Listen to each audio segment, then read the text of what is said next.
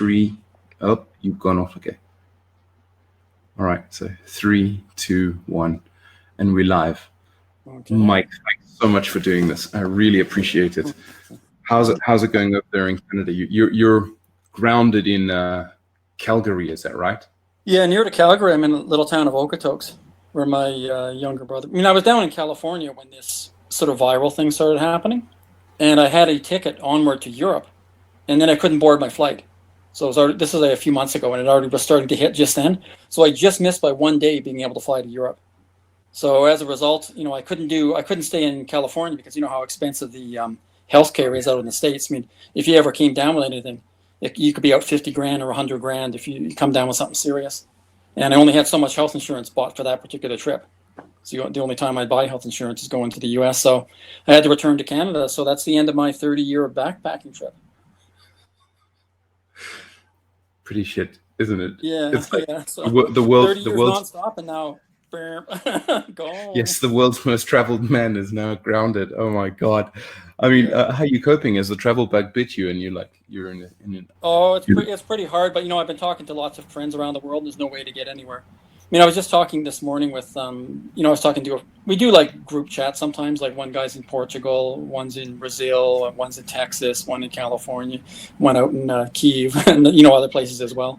And we're all trying to figure out where we can get. And I heard that maybe Portugal was opening, but then my buddy in Portugal was saying he hadn't heard of that. And then another buddy was saying that maybe Minsk is open, but I'm not sure about that either. And he might try to go in there, but he's got a permanent residency stamp for Ukraine, so he's thinking he could get into there. But I don't have one, so I'm not sure what would happen at the border for me. So it's really hard to figure out the borders at this time, and it's been so long now. It's so many months have passed that there's no way I can say that. Oh, okay, yeah, I'm still backpacking. I'm not. Like all my possessions are in one backpack, and it is completely emptied. Everything's out on the floor. I mean, I'm not backpacking at all. So that's 30 years at an end. At least it's not even in a cupboard. I mean, yeah, it's not on the cupboard yet, but all my worldly possessions are all out on the ground now. It's a strange feeling not traveling. Yeah, I mean, at least you're with your brother at the moment, which sort of like makes it a mediocre familiarity. Like if shit really goes down, then you've got family to back you up, kind of thing. Yeah, that's true. And also, people are not quarantining so bad here in Okotoks. It's kind of a small town. So I think I saw a total of one person with a mask. And then so I would go out on maybe two hours of walking a day through the parks and along the river. And I passed a lot of cyclists and people picnicking. And there's one time I heard someone be kind of a Karen saying to me oh, you're just walking and you have no mask. But that's only once. And this is over months of walking for hours a day. And then there was one person I saw with a mask. That was it. So I don't think people are really taking the quarantine too seriously here. But the problem is there's almost no flights out of the Calgary airport. And coming in and out of Canada is really restricted. So, there's no traveling, even if the quarantine's not as bad as it might have been. Yeah, it's quite the opposite situation here in Hong Kong. We've definitely got the infection rate under control. But, you've got a mandatory 14-day quarantine coming in only for people who have Hong Kong permanent residency, or, the visa to come in.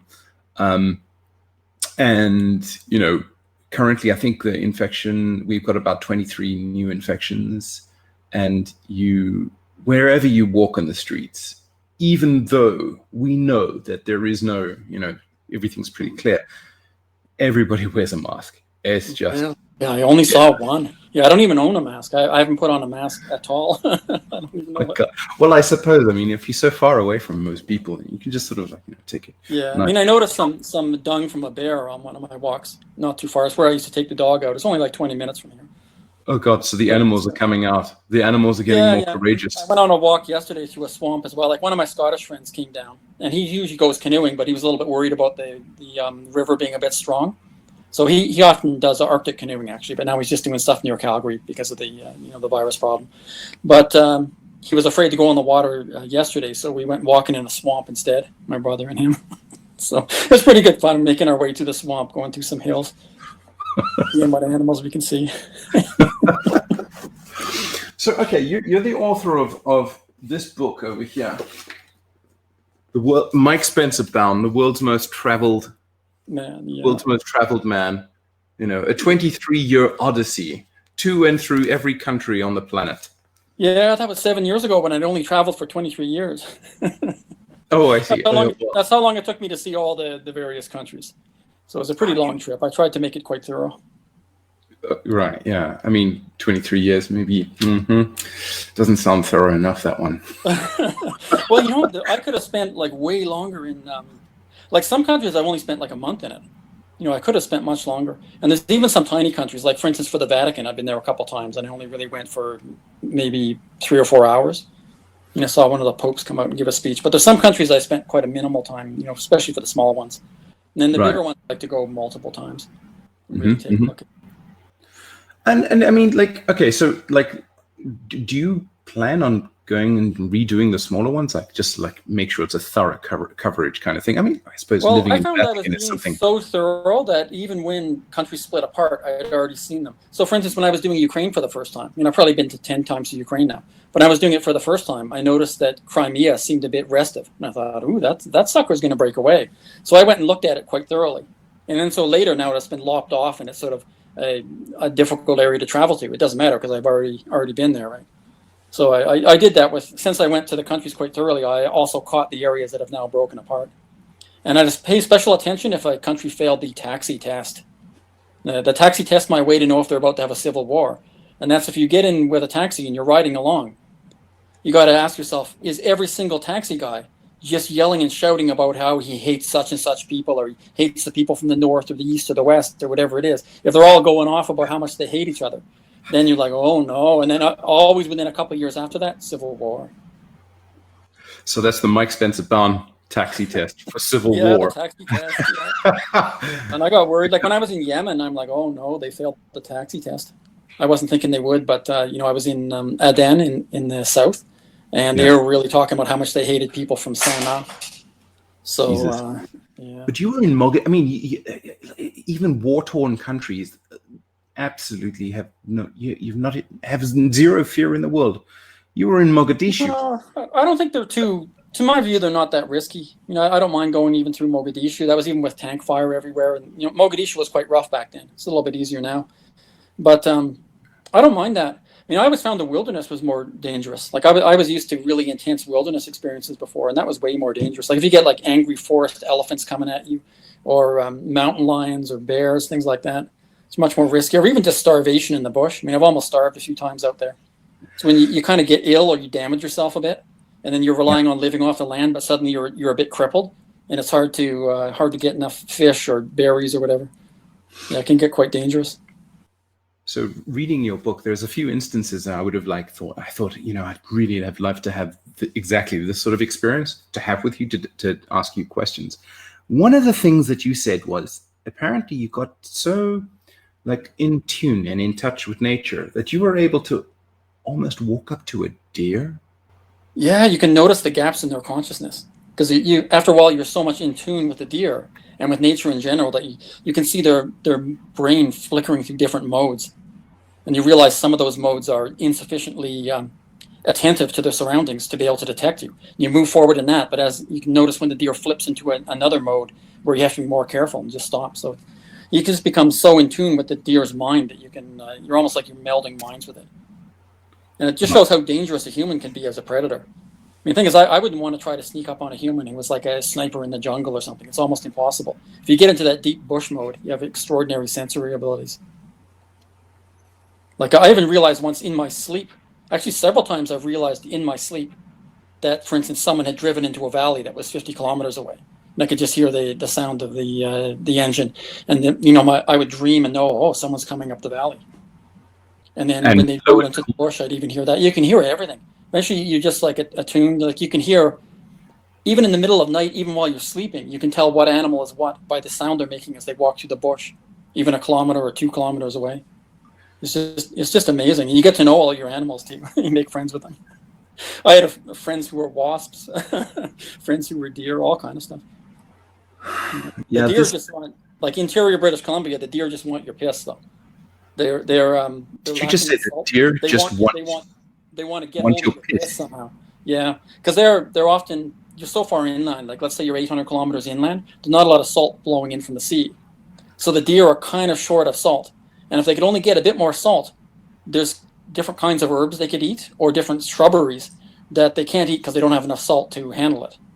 So they're waiting, like they'll follow you around all day if you're friends with them. And they're waiting till you piss on the ground somewhere, and then they'll go eat the dirt. Then they'll go run off to eat these particular shrubs that they can't otherwise eat. Right, Mike. Okay, this conversation is kind of very interesting. I mean, it's like, I wouldn't have thought we'd gone in this direction. That's fantastic. What are the circumstances that arise to you being able to have these sorts of experiences? Like, I mean, you must have been, how long did you go out into this wilderness to be able to be so sort of connected? So I think you get it full after about 65 days. But there's really quite an interesting transition at the whole 40-day period, 40 to 42 days. It varies between people. I know a lot of friends who used to go out in the bush quite a lot. It's around 40 days, you get quite a strong effect. The first thing you notice is 24 days. That's why, like, you know, that there's a movie, Castaway, with Tom Hanks in it. I think that was the name of it. And he filmed it on a particular island in Fiji. And I was wondering why he'd done such a bad job with his movie. And it turned out he didn't have any input on it. So the guy he was acting didn't have any input. It was a particular writer. And he only went for, I think, about 10 days or 11 days. So I found a local when I went out in a boat to get to this island where they filmed Castaway. And he told me, the writer had went and spent 10 days alone. It was something like 10. And I thought, okay, that's not nearly enough. Because you don't even get the first effect that's a real effect until 24 days alone. So he probably had no idea what it's like to be isolated in the bush. What are these effects that you're talking about? Given that I've spent a lot of time in Hong Kong, it's like, you know. Okay, well, 10 days, all you get is a bit of a feeling that something's happening, but you're not even sure what it is yet. And that's 10 full days without human contact or being around anything that reminds you of humans. Because you can't be like living in a cabin there either. Because in a way, a cabin is being encased in human thought. Because there's concepts that went into the building of, you know, the walls and the furniture and things like that. So you're looking at human concepts all the time, which is the same as having some contact with a human, even quite faintly. So you don't get the full effect if you're in a cabin. You have to be right out there in the bush. Like I used to just sleep on the mud on the side of a mountain. And then you get the full effect because everything around you is fractal and natural. Like it has all these geometric structures that are normal in nature. And this has a certain effect on your mind and you can really meld into it. And so after 10 days, a bit of a wobbling, a bit of a loss of sense of time. But 24 days, you start to lose a habit that you don't even know you have. And that's the habit of compressing your thoughts enough that you can put concepts to them and then put words to those concepts and speak them. But you start to lose that habit of conceptualizing your thought. And as a result, your thoughts become much more powerful. So much more even between the hemispheres, much more connected down to deeper areas of your brain. So you have a really unified type of thinking. But if you had to communicate it, you couldn't. So for instance, once I remember I was trying to fish once, and I was catching these little salmon that live in fresh water called kokanee. And I'd slipped on these rocks. It was quite dangerous to get down to where I could get some of these fish. And I slipped on the rocks once, and I broke the reel of the fishing rod. But now I had a problem because I was beyond the point at which I could use concepts. So I had to, just in a dream state, fix the fishing reel. And it was weird because I could just see my fingers doing things. I was hardly aware of it. And there was no like internalization of me making a plan for anything. Just my fingers were doing things. And suddenly sometimes they'd surprise me a little bit what they were doing. And at the end, the reel was fixed, even though it was a quite complicated problem. But I had no idea of what I'd done. So it's all just subconscious or in some kind of dream state.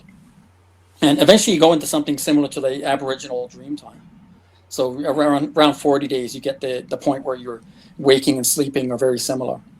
So your dreams while you're asleep are, they represent reality.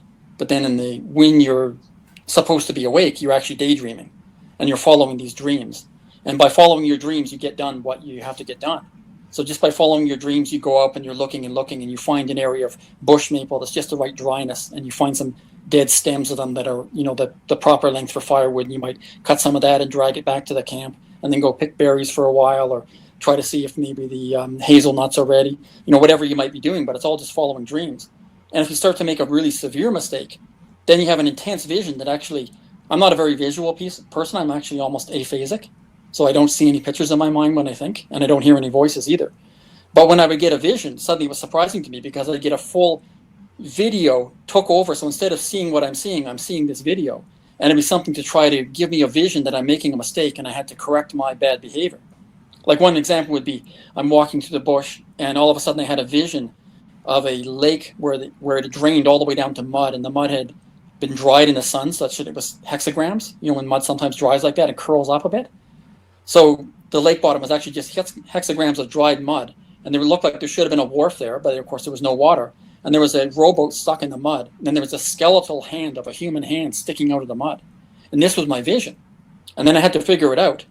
And I thought what it was telling me must be check the water supply. So I hiked, kilometers up to where I normally was getting my water. And I saw that it had started to turn to mud. There was no water.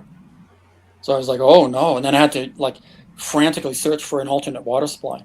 Because, it was hot at that time. It had been 30, 40 degrees Celsius for, I think, 40 days at that point.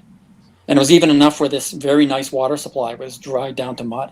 And so this vision warned me to find an alternate source before, I just wake up one day and it's 40 degrees Celsius, I'm in the middle of nowhere and no water. Good grief. I recall reading a book. I actually forgot the name of this book. But before I talk about that, there's one instance of the sun, which would be the colloquial name, Bushman down in South Africa or Namibia. Yeah. And even though these people had no experience or contact with engines, like one time there was an instance where they happened to get onto a vehicle and there was problems with the engine. And, they just popped the hood. They sort of listened to this engine. They said, okay, the problem is over there. And, they had this fantastic ability to be able to sort of isolate, diagnose problems and solve them. From our point of view, they were isolating and diagnosing. I think from their point of view, they were exercising intuition. So their intuition was probably honed, extremely. I've noticed this in sometimes mechanics who've had decades on the job, they can get a good intuition as well. But if you're someone who's more intuitive, you might get that faster. But then you might have more difficulty in, for instance, my dad, when he was alive, was an engineer. And he was riding on a Greyhound bus once and it broke down. And the driver was saying, oh, well, we can't do anything. The bus is broke down. We just got to wait 6 hours for another one to arrive. And so my dad went in the back and said, give me the circuit diagram for your bus. And he just went in the back and he opened and looked at all the engines. And even though he didn't really have any dealings with Greyhound bus engines or their electrical system, he could just read the diagram.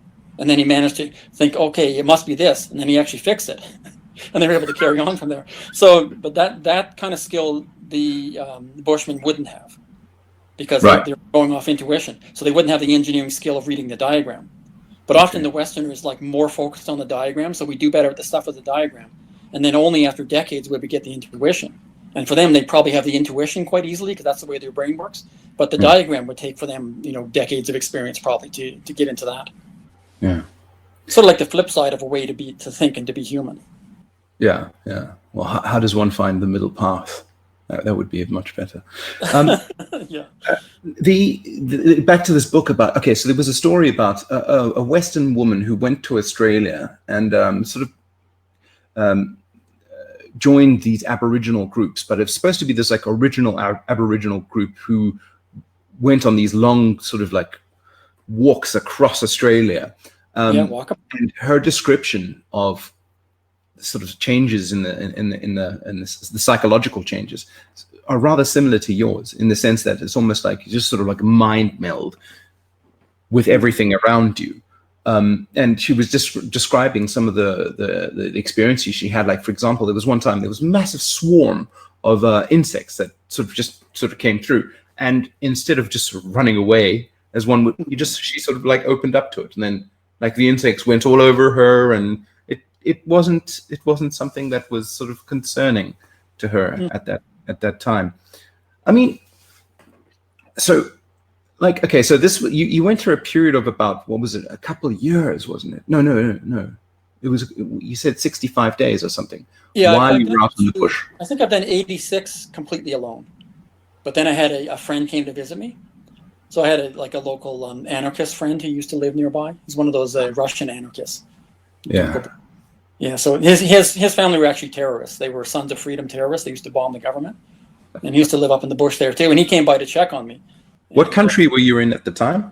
This was in Canada. So I've done bush time elsewhere as well, but I did my longest ones in Canada because I'm more familiar with Canada, and it's quite dangerous up there. So if I'm catch some sort of illness and it's going to get quite serious. At least for the Canadian illnesses, I understand them a bit better. So for like places like Africa or South America, I do less. Yeah. Like for instance, there's a lot of giardia in the rivers in Canada now. It's spread everywhere. So I'm very alert for that. And, you know, things having to do with ticks and things like that. But imagine I was in, you know, South America and the problems were chiggers and kissing bugs. I wouldn't be as familiar. So for the really long stints in the woods, I would do in Canada. And some of the shorter ones, just a month or something, I would do in, like, you know, Africa, Amazon is fine. You mentioned one particular story when you detected there was a mountain lion. Oh, yeah. Yeah. Yeah, that one was a problem. I was up looking for the water supply, actually. So it was in, when was that? It was like August of, I'm going to say 1994. And I was up looking for an alternate water supply, far, far up on the mountain.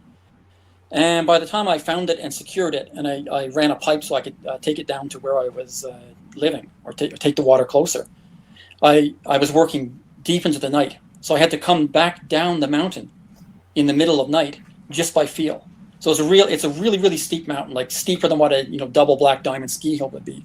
Plus there were cliffs on it. And I had to come down in with a little sliver of moonlight and nothing more. So I began to walk down the mountain, and I went through like a little bit of a dip. And when I finished coming out of the dip, you know, I could just feel from my feet that I'm on a bit more firm ground. I could hear an animal behind me. And I stopped to test what it was, and it took one footstep, and then on the second it stopped as well. And I'm going, oh no, a mountain lion. And I knew this mountain lion. He didn't normally come down to where I was living, but once he'd gone and slashed my backpack. So I had this little green backpack at the time. It's a smaller version of the one I have now. And I would just use it for like day hikes. And I'd taken it off, and I'd sort of stuck my head in the river to drink a bit. And it ran down near to where I was and slashed the backpack. And its claws actually cut through, you know, the shoulder strap. It's like there's like nylon, and then there's foam inside, and there's 2 rows of double stitching on a typical backpack.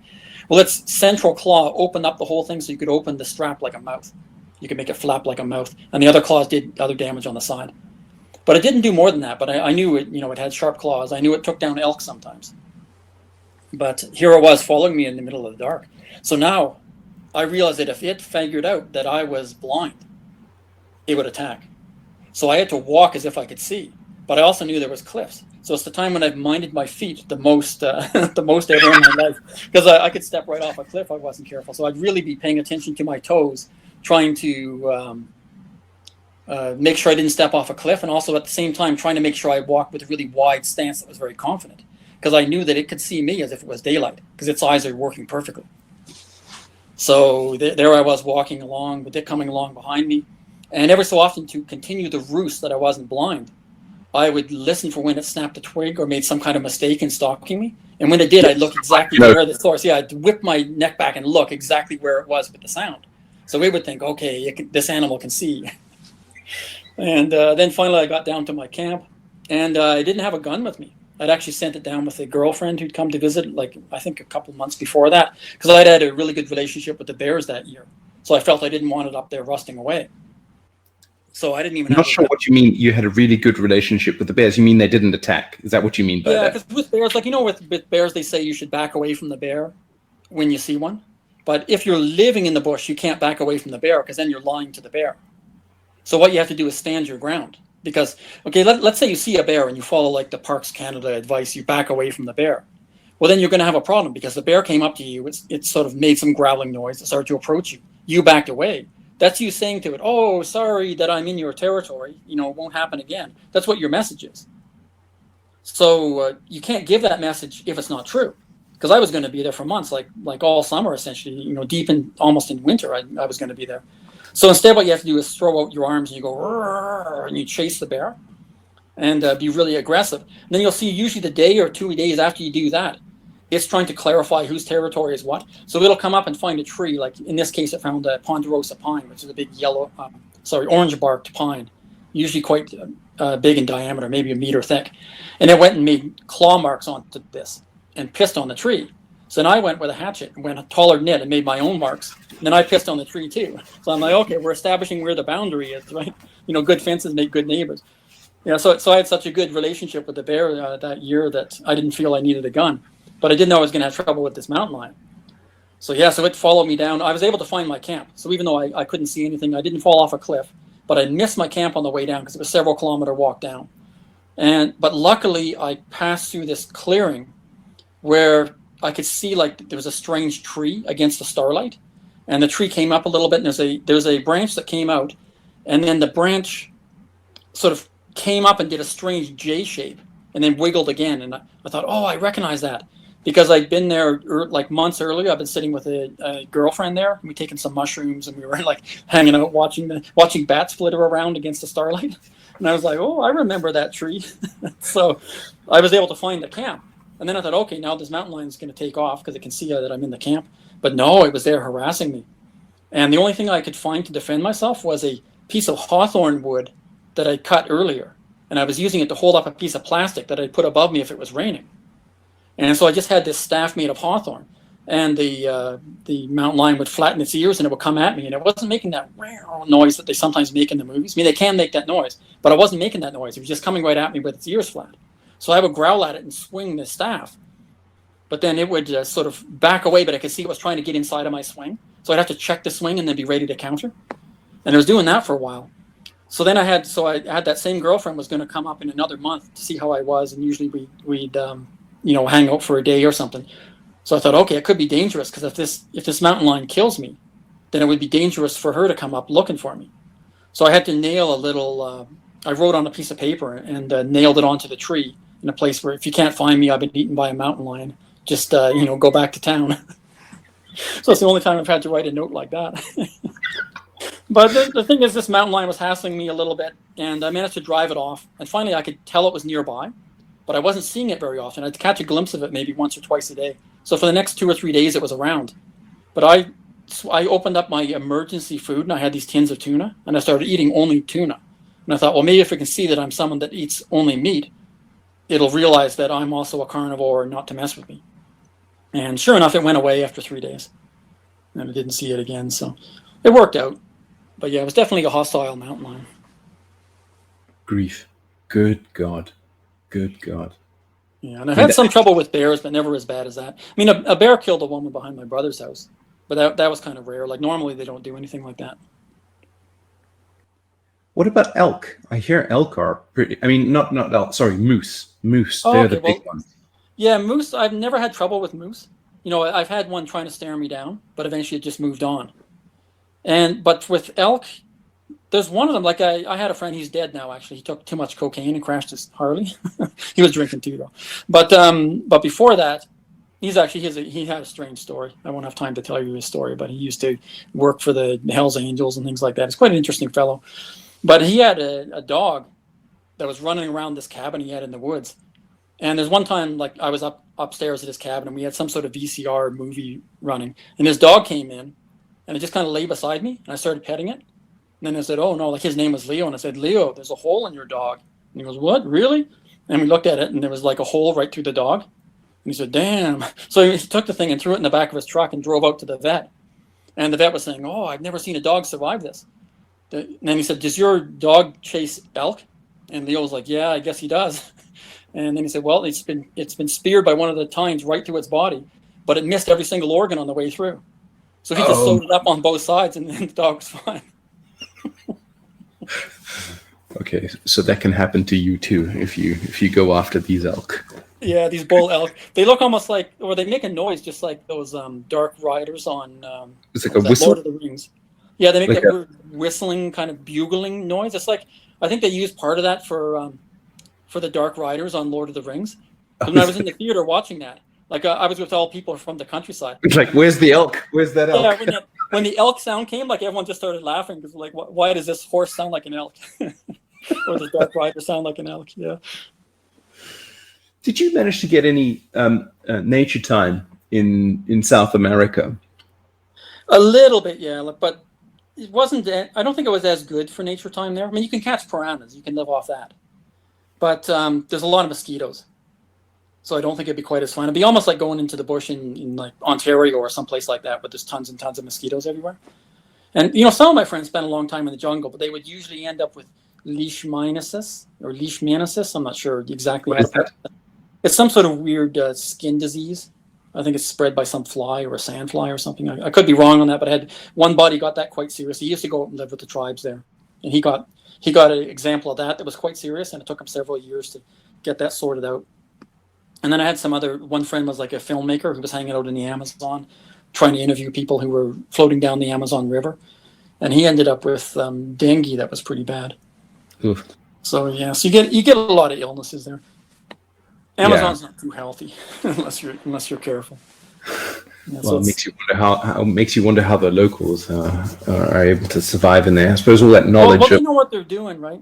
So yeah. That's why if I was going to spend half a year in the bush, I would do it in Canada because I would know to check my body for ticks and stuff because you can get Lyme disease. Like I kind of know these things, and I know which kind of animals are going to kill you and which one will leave you alone. So and how to find food and stuff. Whereas in the Amazon, I think I would want some sort of quite a skilled guide to attempt that. I mean, even in Africa, when I go out in the bush, I would hire a guide because I don't have time to learn all the particularities of the African bush. And it's much better just have the guide to tell me. Like when we'd be harassed by elephants, he would tell me that if they're charging now, like go and hide in the roots of that tree, and there'd be a tree that had like almost like a cage of roots around it. And he was saying you can just go around the inside in the roots, and its tusk can't get to you, but it'll be stabbing through. But you can keep changing position. So I almost imagine the Looney Tunes cartoon where I'd be doing that. And then one elephant tried to chase us into the ocean. This was in Gabon. That was pretty fun. Yeah, I mean, growing up in South Africa, we used to go to the bush quite a lot, for our sort of yearly holidays, and there were 3 young bull elephants.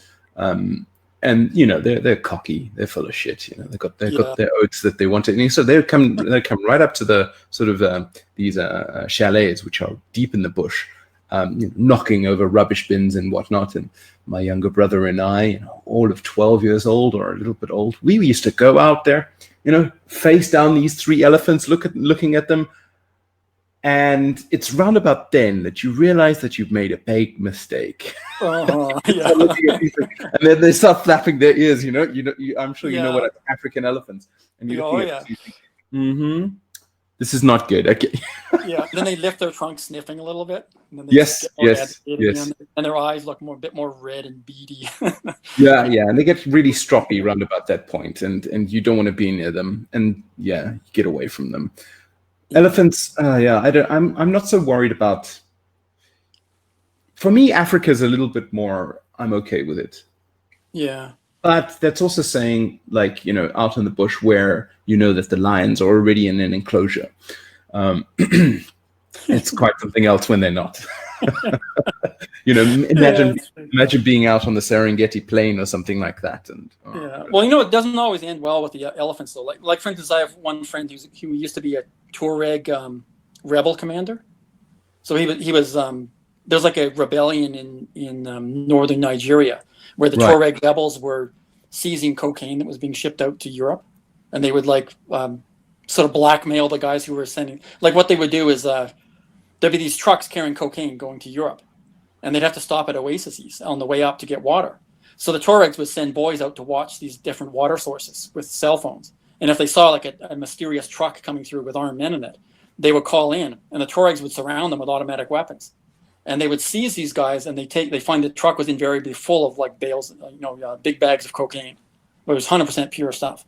But they didn't know how to, make money from selling cocaine. So they would just seize control of it, but let these guys go and say, tell your boss if he wants his cocaine, he better drop a bag with, I think it was tens of millions. I forget exactly how much, but it was like, I think they were getting upward of 40 to even 60 million sometimes off these, off several trucks that they had captured. And they'd want this sort of ransom to turn over the cocaine again so it would continue north. And they were using this to go near to Libya, and they were buying off, weapons bazaars they'd have out in the desert. There was probably people associated with Muammar Gaddafi selling, and they'd use this to fight against the Niger government because, from their point of view, it was like Hausa tribes, which they were not aligned with. They had sort of a tribal conflict there. But anyway, before he was a rebel commander for the Tuaregs, he used to work in a park in Namibia, and his job was to take people out to see elephants. And one time he had a crew of tourists, and he brought them out near to where you could see the elephants. But he said, we have to sleep here. But in the morning, don't you worry. I'll take you down to a safe place, and you can get photos of the herd of wild elephants. Now, whatever you do, don't attempt to go down and view them now. it's nighttime, and it took us a long time to get here, and it's night, and they're very skittish, and sometimes a bit angry, and they won't see who you are, and they may well attack. So just stay in your tents. But then in the morning when he got up, he noticed one of the tents was open, and the woman who was supposed to be in it wasn't there, and she didn't come out for breakfast. So he told the rest of the tourists, okay, you keep eating breakfast, I'm going to just go check something. And he went down the escarpment, and he saw like pieces of this German woman everywhere and her camera. So clearly she had tiptoed out of the tent and thought, I'm going to get some elephant photos. It's going to be great. But it turned out the elephants, they would sniff, they would think there's something in the bush. Maybe it's a lion, and simply charged. Those stories don't surprise me. It's like growing up in Africa, that those stories do not surprise me.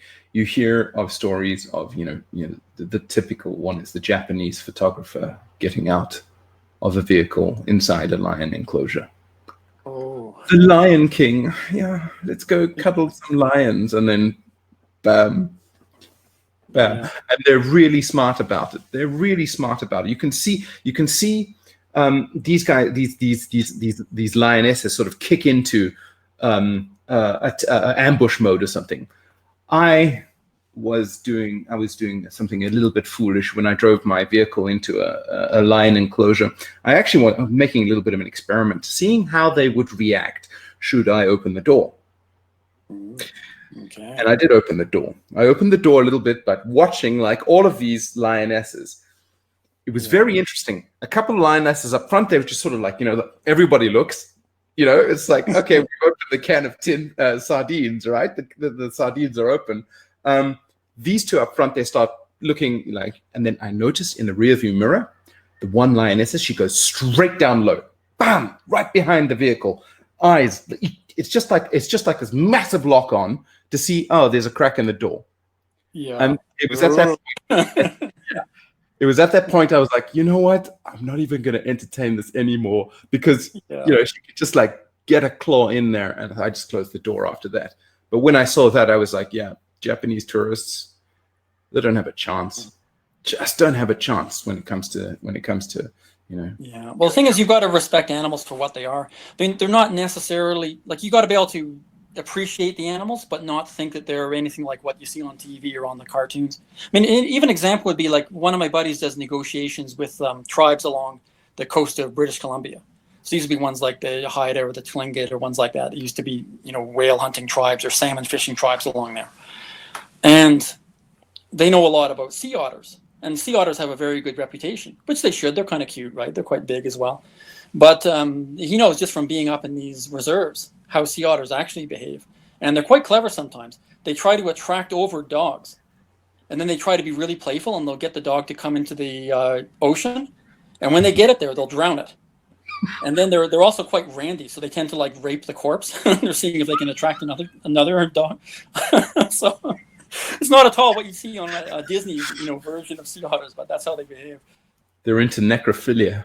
Yeah, they are. Yeah, big time. Yeah. Good God, have you done much of the tundra? I haven't done too much. I mean, I was up with the reindeer herders in the Russian Arctic, and I've been in Greenland a little bit, but I didn't get far. It was too expensive for me to do much in Greenland. So. And also a little bit annoying. Like I was trying to get information on how to do things, and everyone was very laid back. And they'd be telling me, "Oh, you can sign up for this helicopter tour. We're going to go check out some old Viking ruins and then see a fjord." And I thought, okay, sign me up for that. And then I'd come back every day for a week checking on it. And I said, "Are we ready to go with the helicopter?" They just say, "No, not today, not today, not today." And finally, I asked them, like, "How long does it usually take before you're ready to go on this helicopter tour?" And he goes, "Well, we need 8 people to sign up." I said, "Well, how many you got?" And it was just you. and I said, "Well, have you already paid?" Yeah, and then I said, "Well, I'm only here for another week in Greenland, so what's the likelihood that I'm?" Well, I hadn't paid yet. I was going to pay as soon as I went. And then I said, "Well, I'm only here another week." And he goes, "Well, you know what? I've actually never seen there be 8 people, so the helicopter's never left." So this helicopter actually only leaves when a cruise ship comes in. I go, "Okay, thanks for that." Oh Jesus. Okay, so not much experience out there in the tundra, and but I did hang out with the Yakutiy reindeer herders, so I was learning to drive a reindeer sled. And this is quite far up, and it wasn't quite tundra, but they were like the drunken forest. We have the larch trees have been disturbed a bit by permafrost, so they kind of almost staggering to the side. So they call it a drunken, a drunken forest. And that was kind of fun to learn how to ride a reindeer sleigh while drunk, because of course the Yakudi insisted on constant vodka drinking in the winter. Is it true that this group of people have been domesticating elk or reindeer for so long that they've forgotten how to do it now? Well, definitely it must have started a long time ago, because they're very domesticated now. Like compared to the caribou, which are actually reindeer in Canada, they're not domesticated at all. But the reindeer in Europe, they're almost like halfway to being a horse. It just shows you how long the Sami have been at it, and the Yakudi to some extent too. Right. So I did notice that they got it wrong. And you know that movie Frozen 2? I don't know if you have nieces or nephews or whatever, but they like to watch this Frozen movie. You have like Frozen 2. Well, I haven't seen Frozen 2, but I know about Frozen. Okay, so it's meant to be Norwegians, essentially. They didn't come out and say it, but it's meant to be Norwegians. And they had this this trope going where the Norwegians had come in and stolen the land, and the Sami people, who are the reindeer herders, were like the real inhabitants of the land. And they sort of had to come to an accommodation with them and realize that it wasn't good that the land was stolen. And I was watching it saying, no, they got it wrong, because I'm not sure if you follow genetic studies or if you're interested in the movement of tribes and peoples. It's actually the Norwegians are the native people for Norway, and the Sami are invaders. So they came in around the time when the Romans, around that time, they were moving across the north. And it's similar with the Inuit in the Canadian North as well. So during the same time between when, Columbus and the Spanish, they come over and started invading Mexico. Well, at the same time, the Inuit started to expand across northern Canada. So over that same 500-year period, they destroyed the Dorset people. And I thought they completely destroyed them, but actually someone found a village in Quebec where there's still genetically Dorset people there. They were an unusual people because the whole Dorset civilization, whatever you want to call it, tribe, which was spread across thousands of kilometers, they were all the kids of one woman. So it must have been like a really long time ago. There was one woman with a bunch of dudes, and they just started expanding across the Arctic, and eventually they ended up filling it with their Dorset people. But then the Inuit came in over 500 years, eliminated them all, and eventually got it almost all the way to Newfoundland. And they got rid of the Vikings too, so they're probably the ones who kicked the Vikings out of Greenland. It's kind of interesting. I like the movement of tribes, and I like to visit various tribes and hear about their history and stuff. It's quite interesting. They don't seem so ferocious, mind you, living in such harsh conditions, I suppose. Oh, well, the Inuit were deadly enemies with like the Dog Rib and Dene and people like that. They would kill each other on sight, complete genocide. Like this is recorded. Like if let's say Dene saw Inuit, they'd immediately attack, and they would like bust open the igloos and even try to kill the babies. And the Inuit likewise. They didn't get along at all, but they were adjacent tribes with different lifestyles. So I guess they really didn't have much in common and had no use for each other. Yeah, consuming often like that with the tribal people. I mean, some of my friends are Cree, but I've got half Scottish ancestry, and actually the Cree and the Scots are kind of similar.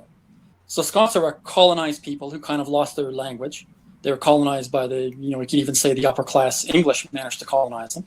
And then they became like, okay, can't beat them, join them. They sort of joined the empire. And they'd be like a military arm of the empire doing trading, working on steam engines, this kind of thing. Well, they were out in Canada as well in the bush working for the Hudson's Bay Company. But there's another group, the Cree, which is like a really large tribe in the boreal forest. And they thought the same thing. So during the time when top hats were quite popular, they needed to catch beavers to make the felt, to make the hats.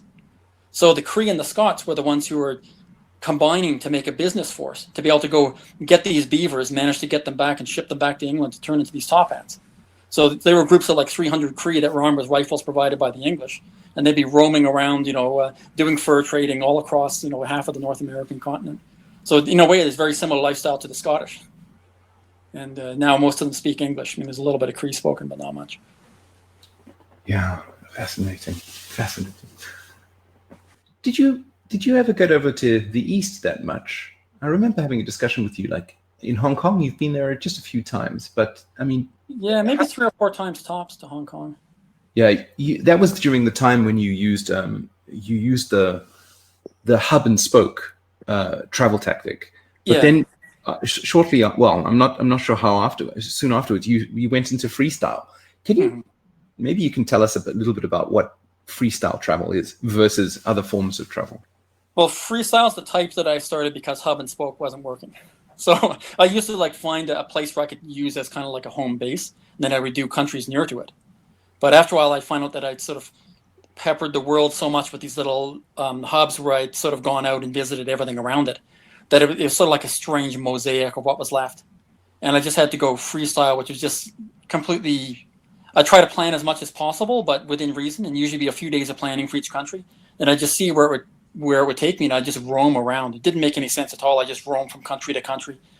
But, it felt really great because you don't have to plan as much. Like you sort of like leave planning behind, and you just try to be, keep your wits about you and just move about from country to country with no attempting to make a base or anything like that, just completely free. And it works only if you have no possessions and you don't have to, you've made it so you don't have to work, things like this. You have to plan all of this before you can do it. But I think there's also one other critical piece of information to this freestyling, which is, only aligning yourself with good people and their networks. Oh yeah, that was a skill that for sure you need. You need to be able to be a good judge of character. And eventually I would get better and better at that. So I would just use experience. You can imagine over 30 years of traveling. Eventually you get to be a really good judge of character. You can tell from the face normally. And eventually you have a bit of an instinct. So I guess it's one of these things where you're honing an instinct as well. And after a while you get an instinct of who's good and who's not.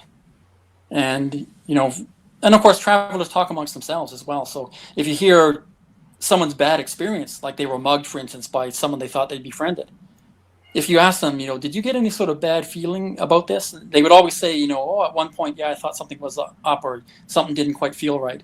So, you're unconscious. You're just trying to talk to your conscious, and it's trying to say, this person is not someone you should trust. Yeah. And if you pay attention to it and hone your instinct, you can do really well. You can just go from town to town through areas where normally a Westerner couldn't travel. Yeah. Yeah, and markets are a good place to hone that instinct as well, because the people in the market, quite often they're trying to rip you off, and that's their job. But you're looking for tells. It's almost like if you're a poker player. I'm not a poker player at all, but I almost imagine it's something similar, where you're looking for little tells on the face, and is this guy trying to rip me off? What's going on here? And you can look at it in a more humorous manner, and then try to see what you can learn from it. What sort of experiences? Some of the most intimidating or situations where expectations were not met, in the sense that you arrived into a country or a situation and you thought, right, I don't have what it takes to be able to handle this. How am I going to do this? Did you have any of these sort of experiences during your travels? Do you know what I mean? Yeah, I had lots of those. Sometimes, for instance, the first one I ever had with that was El Salvador. And I was traveling with a girlfriend at the time, and she was getting pretty worried as we got closer to El Salvador. And I said, well, if you don't feel comfortable, we'll leave the country. We'll give it a try, but if you don't like it, we'll leave. And what we found was going on in El Salvador. This was around the time when the Atlat Death Brigade was operating. And they used to chop up babies, all kind of stuff. They're really nasty. I think they were fighting against the communists. They were funded by the Americans, but the other side was just as nasty. And I think because of this and the ongoing civil war, that the people there would say things kind of disconcerting things, like they say in El Salvador, for $300 you can get someone killed. They would just add these little non sequiturs into conversation. So you can see that they're very used to, and also their agriculture was really you look at hills and you see the hills completely dry. It's eroded, almost all the soil's gone, but maybe there's a little crack on the top with a bit of soil in it. And you can see that someone took the time to walk all the way up there just to plant the 20 corn plants that can fit there. So you can see they're really at starvation level. It was really, really bad. But I didn't see poverty that bad except rural Afghanistan or parts of North Korea. It was almost starvation level. And the problem we found there was when we go out and around the town, there'd be gangs of people that would just be following us around, and they'd be you could see them whispering to each other, and more of them were gathering. And you can see they look very furtive and almost like they're planning something. So you got a couple of mountain lions behind you. Yeah, it's almost like that. Almost like we're being chased, they're gathering to pounce on us. But then we go in somewhere and hide, and after a while they disperse. But then when we came out again, we'd see the same faces, gathering again. So you can see there were gangs that were probably active, determining who'd arrived in town and if they were a good target, and then trying to assemble and attack. And after a while, the girl I was with said, I don't feel comfortable here. And I said, okay, we'll leave. So we didn't end up seeing much in El Salvador, just a few mine ruins. There wasn't much to see, actually. It was extremely poor at that time. I think that was early 90s. I suppose it's a little bit more different when it's just yourself versus having somebody with you. Yeah, I would never take a girlfriend for the more dangerous ones. That's why I did part of Afghanistan alone. So I was with a girlfriend for the Kabul part, and then for going into the Central Mountains hitchhiking, I did that alone. And of course for Iraq, I did that as well alone, because that was during Operation Iron Grip. So there was battling going on for control of the countryside, and I had to like pretend to be an Iraqi and slip through there. I can kind of pass for an Iraqi. Maybe not so much now. I haven't had my haircut in months now, but well, I think it was in your book where it was in Iraq, if I recall, where you were in a bar or some sort of tavern or something, and somebody walked in. Was it a military guy who walked in or something like that? I'm sure it was yours. Well, in Mosul, there was I got raided by the Americans. Yeah, that was pretty funny. So I was there just finishing off some olives that were on my plate, and suddenly the power is cut, and everyone's like, "Ooh!" And there was like a reception for a wedding there, and they were finishing off their meal as well. And then a squad of Americans came in, and you could see that they were just trying to search, and they found one weapon. And then. Okay, just wait. There was a bit of a pause. They said they found one weapon, and then. And then they started to interrogate everyone who was there, and they were harassing people. And you can see when the leader of the squad left the room, the soldiers would be more aggressive, so they'd be shoving their guns into people's guts and saying, "Shut up, or we'll shoot you." But then you see when the leader came back in, all of a sudden everything's polite and by the book again. But there's just like hillbilly boys who are in the army given a rifle, and they've probably never been outside of their hometown, and all of a sudden they're in Iraq told to harass people. So it's kind of difficult. I think they would have been 101st Airborne or 10th Mountain Division at that time, I think. But anyway, eventually they discovered I was a foreigner, and they surrounded me and started interrogating quite angrily. But I was having some fun with them. They were saying, "What are you doing in Iraq?" Yelling, and I would say, "I'm on vacation." "What, are you guys working?" Like, that cracked them up. And then a few other things like that. And they say, "Where's your weapons to defend yourself?" And I say, "I don't have any weapons." They say, "You're just walking around in Iraq without weapons?" And I say, yeah, I came up. I saw you guys' secret military base that you have near old Babylon. And they go, "What? You've seen our base in Babylon?" So it was quite fun. But then afterward, it's odd. They just asked to see 2 pieces of ID instead of 1. So I just showed them my, passport and driver's license. And they were like, "Okay, you should get out of here if you want to live," like that kind of thing. And I said, "I'm making my way north anyway, so I'll be gone." You mentioned North Korea. You've also done North Korea. Yeah, North Korea is just a package tour, though. So there's this guy who's quite friendly with the dictator, and he's got in Beijing, there's like one in the bar district. There's one building where you just go in there, and it's choreo tour or something like that. I think you have to slip them like $1,000 or $2, and then you sort of arrange and you're on a tour, and just someone who's associated with the military is going to watch you. In my case, it was a girl named Yu. So, because she's a girl, she's Miss Yu. Miss Yu was her name. But anyway, her brother was involved in the atomic warfare program for the North Koreans. So she was considered to be so close to the regime that they could trust her. So she was, dealing with all the foreigners. And these foreigners, like almost all of them, were complete pussies. Like they wouldn't say anything about the regime or anything critical, or even give a hint of anything critical. You could see they're like little sheep. It was quite amusing. Like even like we're getting drunk, and Miss Yu would say to everyone there, like, our government says that the Korean War was the most important war in the world. Like, what do you guys think about it? And I said, well, in Canada, we didn't even study that in school. Like, that's considered kind of a minor war, with all due respect. And but then all the other tourists who were with me said, "Oh no, it's a very major war. We studied it in school." And then she seemed sort of mollified by that. Then after she went away, I said to them, "Really, you studied the Korean War in school? Like in Canada, it's considered really minor." We said, "Oh, no, we don't study it at all. But we just thought, like, we didn't want you to upset her by saying that you didn't study it in Canada." So they were even afraid to ask. They were even afraid to speak the truth when the guide, was drunk with us and asking. So you can see they're not really willing to stand up for their own beliefs at all. I mean, maybe they're scared of being thrown in prison. I'm not sure what it is, but, Anyway, that's most tourists. It looks like North Korea seems to be opening up a bit. I mean, they've done a lot of development along the main strip of, I don't know, one of these cities. But I don't know. I'm not so sure about Korea. It's too centralized. It's too, it's a dictatorship over there. So I met a Scotsman once who made $50,000 from North Korea. Doing what? He's a Scottish businessman. So I met him in the Faroe Islands. think. Yeah, the Faroe Islands.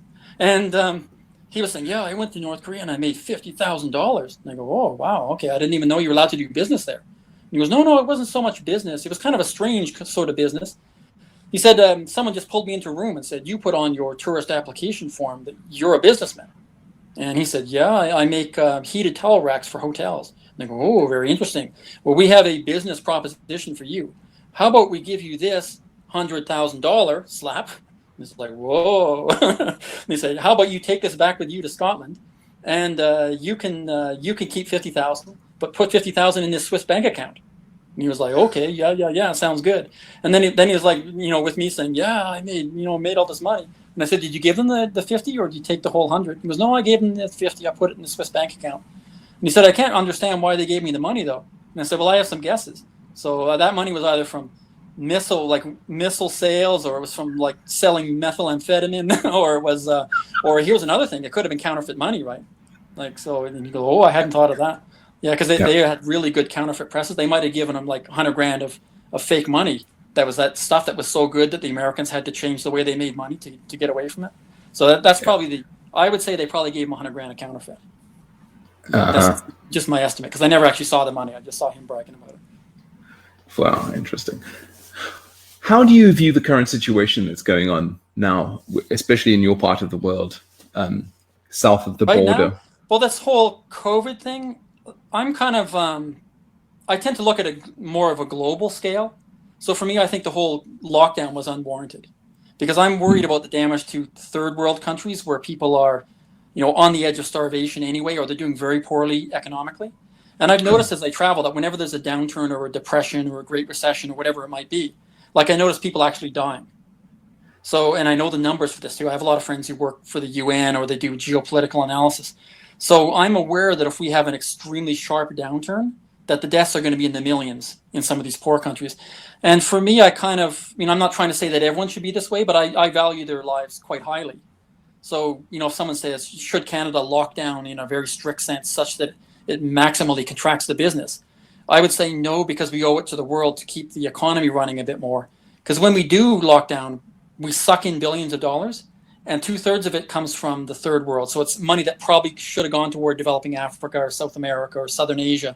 And instead it gets drawn into the first world to pay for our staycations in these homes here, where it's actually quite luxurious to the way that people live in the third world. But I'm not trying to push this opinion on everyone. I know a lot of people are like America first or Canada first or whatever it might be, right? They care about their own citizens really a lot more than they would care about how people did elsewhere. But I just think with this COVID, seems to me that it's not any worse than, let's say, the 1957 flu or the 1968 flu. Yeah, so 1918 was even worse. So my mom caught both of those. She was very sick with the 57 and the 68. And if you go back and you sort of demographically adjust for the smaller population back then and the lesser number of old people, the 57 and the 68 were just as deadly as this one. And people just had voluntary quarantine at that time, and it meant the economy, wasn't contracting as much. So I'm concerned with the contraction of the economy and the millions of deaths it'll cause in the third world. But also, I realize that's just my opinion. So that's how I would vote if it were up to me. But the 1918 pandemic that killed my great grandparents, turning my grandmother into an orphan. So that had a severe effect on my mother's later that generation, that side of things. I completely agree with you on the lockdown thing, because here in Hong Kong, we've got a lot of experience when it comes to containing contagion from China. When China sneezes, the countries around it just brace. and I came into Hong Kong in 2007, and it was just after the first SARS. And I recall walking around, and the whole of Hong Kong was so into pandemic, decreasing the R0. Yeah. Where I would go, pressing elevator buttons and whatnot, and people would be like, I just saw you rub your face after you touched that elevator button. I thought, Jesus Christ, these Hong Kongers are real pussies, man. Jesus. Yeah. Only until now I start to realize it's like like when there's an epidemic that's happening in China, Hong Kong just goes straight into full-on mode. Like, as I said earlier on, even though we know that the environment around us has got very little SARS-2, everybody's wearing masks. Everybody's wearing masks. And interestingly enough, we've just had a new outbreak in one of these logistic companies. We think it came in through the cold chain from the UK.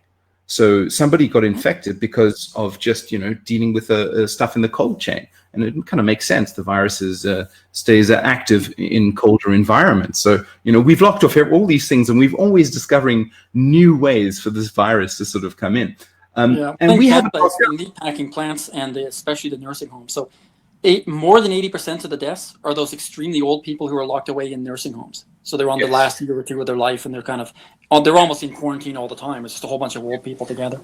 And they're just finding out now that actually is super spreaders who spread most of it.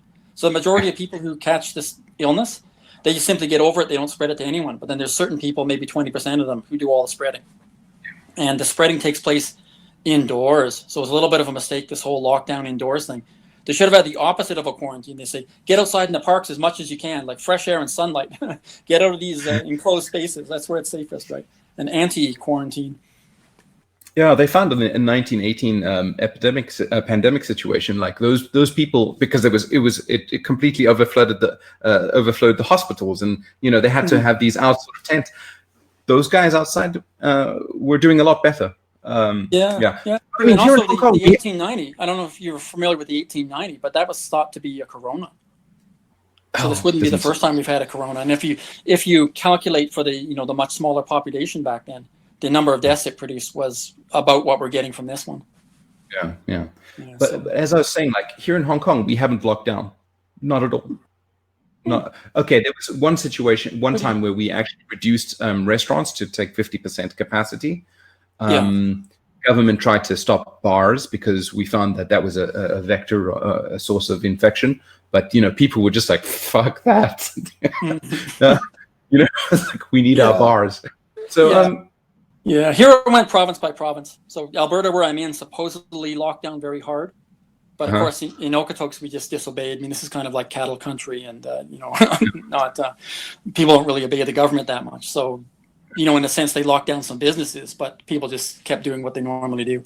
But in British Columbia, I don't think they locked down as hard. And also, oddly enough, they didn't get as strong a virus.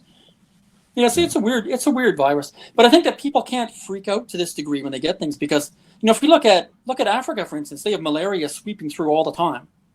And the death rate for that is at least what we're getting from this SARS-2. That kills a lot of people. And especially when you look at years lost, because killing the young people quite often. So when you look at the number of years lost is really, really high.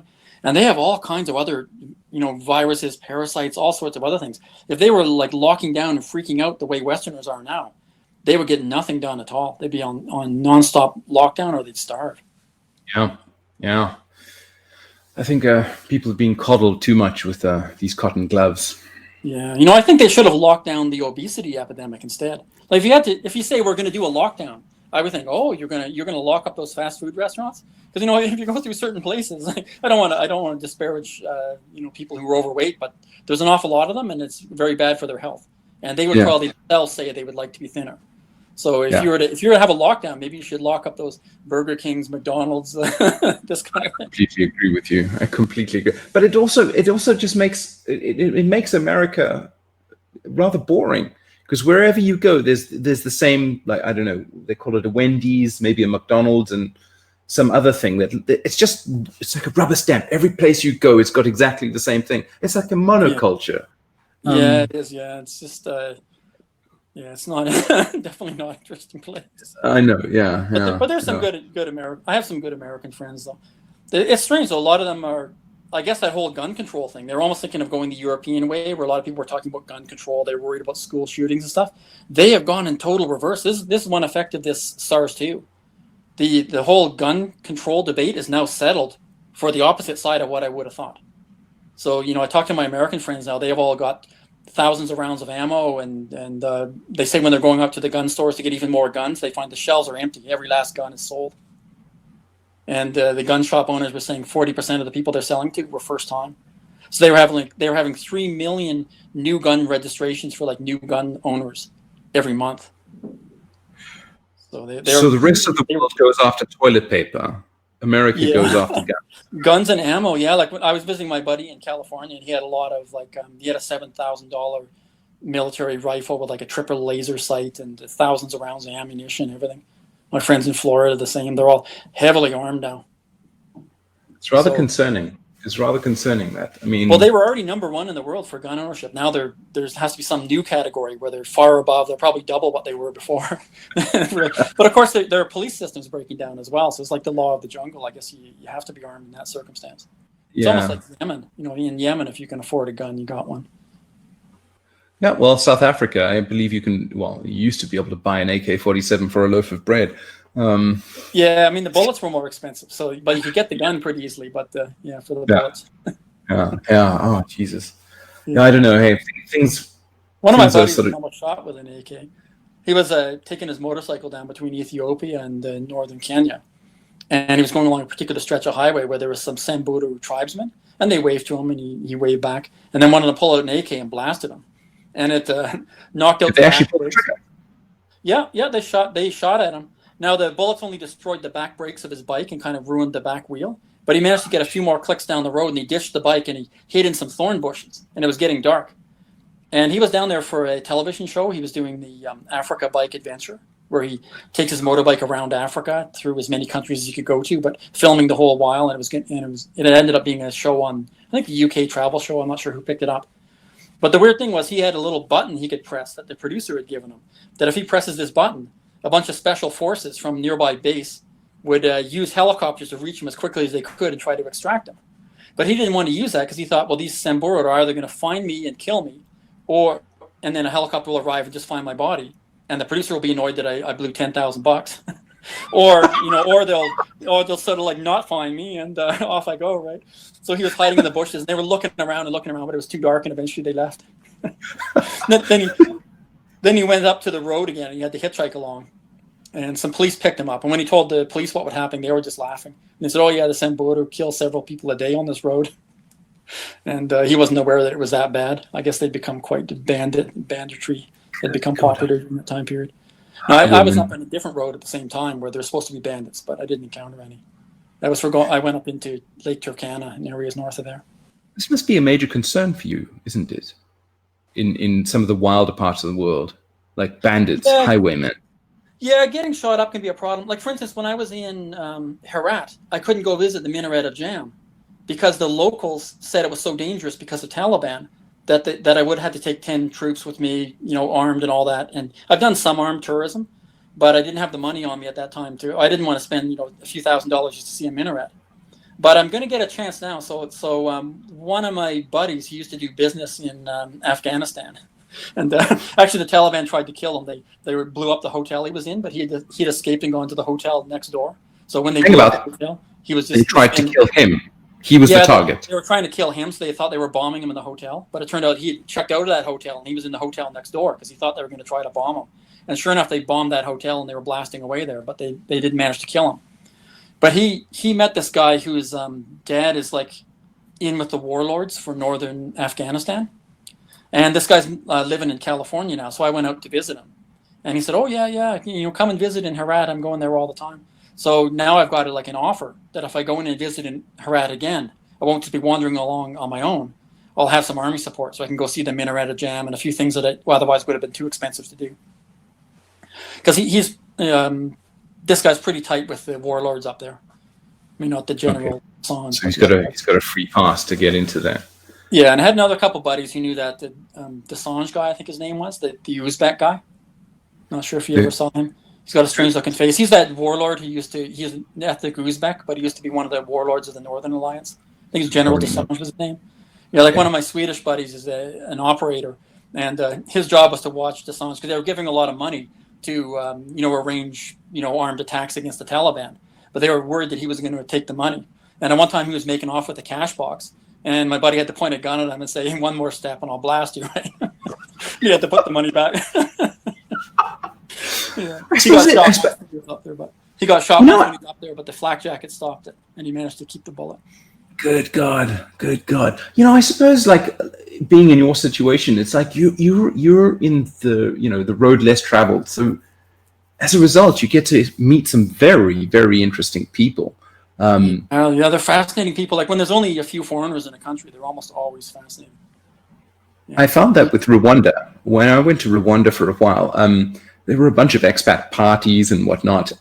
And, well, obviously they're quite different from the expats out here in Hong Kong. But the expats down there were absolutely fast. The parties were fantastic. Fantastic. Compared to, like, some of the stuff out here. I managed one party when I was there, but it was with, what was it? It was like one of those UN development things. I forget exactly. Oh, no, maybe it was USAID, actually. But the guy's wife was with UN development. He was the girl was a Kazakh and he was an American. And they had something at the USAID compound where like a little bit of a party going on there. It's funny because he had a that poem, The Development Set. I think it's called The Development Set. But anyway, it's a poem kind of like ironically making fun of people who are trying to do foreign aid. And he had that framed on his wall. Yeah, so it was making fun of the foreign aid people with their little pictures on the wall of themselves with like smiling Africans or whatever. Right. With the fly on the face. Famous ironic sort of poem, yeah. Yeah. But it's funny talking to the really jaded, drunk developers because they know that you have to be really, really smart and very careful to successfully do development. Most development fails, and you'd probably be better off just trying to do business because most of it fails. You have, you're up against insurmountable odds, and there's a lot of problems with trying to do development. You're always at risk of taking away the agency of the people you're working with. And then you're often up against warlords who've already divided up the economy. And just it's very hard to tell people what to do, basically. If you're some sort of imperial conqueror, you can do that. But just there as just a voice, why don't you do this? Why don't you do that? Well, the other people have concerns that are far more serious. And the way business is done there, it's almost the equivalent of like the way gangsters would do business in America. That would be the way a regular businessman would do business in probably 2/3 of the countries on Earth.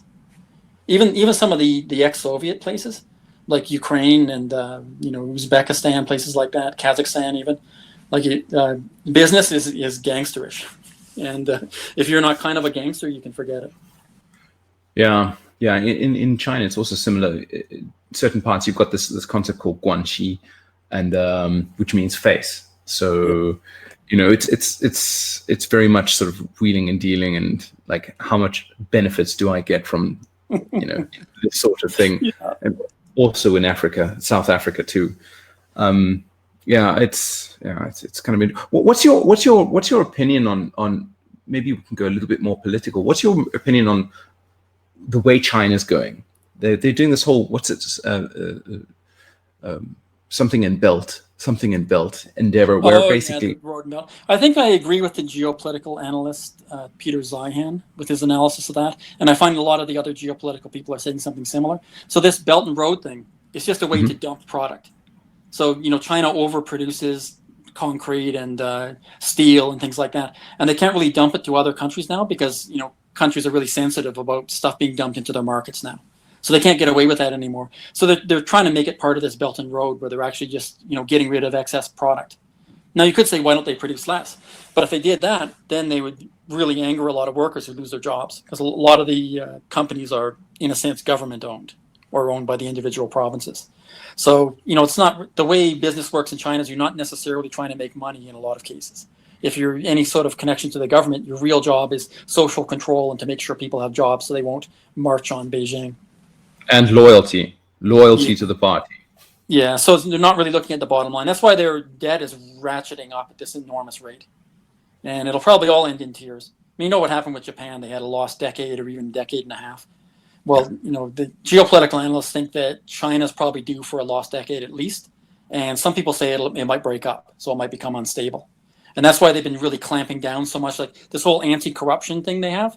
It's not about corruption so much as just making sure there's no powers in China that could challenge the government because they're worried that rocky times are coming and they really need to have a tight grip on things. So it reminds me of peer review in science, which can be sometimes interpreted as let's make sure that we can weed out anybody who's going to compete with us. Yeah. So what's your opinion on specifically the aggressive moves that's happening towards Hong Kong? I mean, Hong Kong's going through some pretty traumatic times, in the sense that the one country, two systems is now being eroded quite significantly. Yeah, it has, but Hong Kong used to have no cards, but now you have a card to play. So I think Hong Kong will be all right. And that card to play is, you have to look at what's going on with London.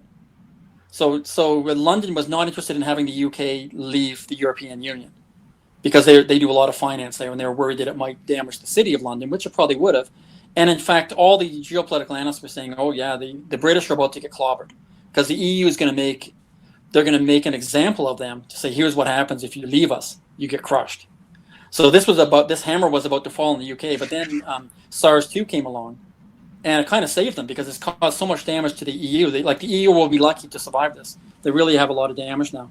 And they're in no situation, they're not strong enough now to punish the UK property. But they will be able to do like half the damage they would have.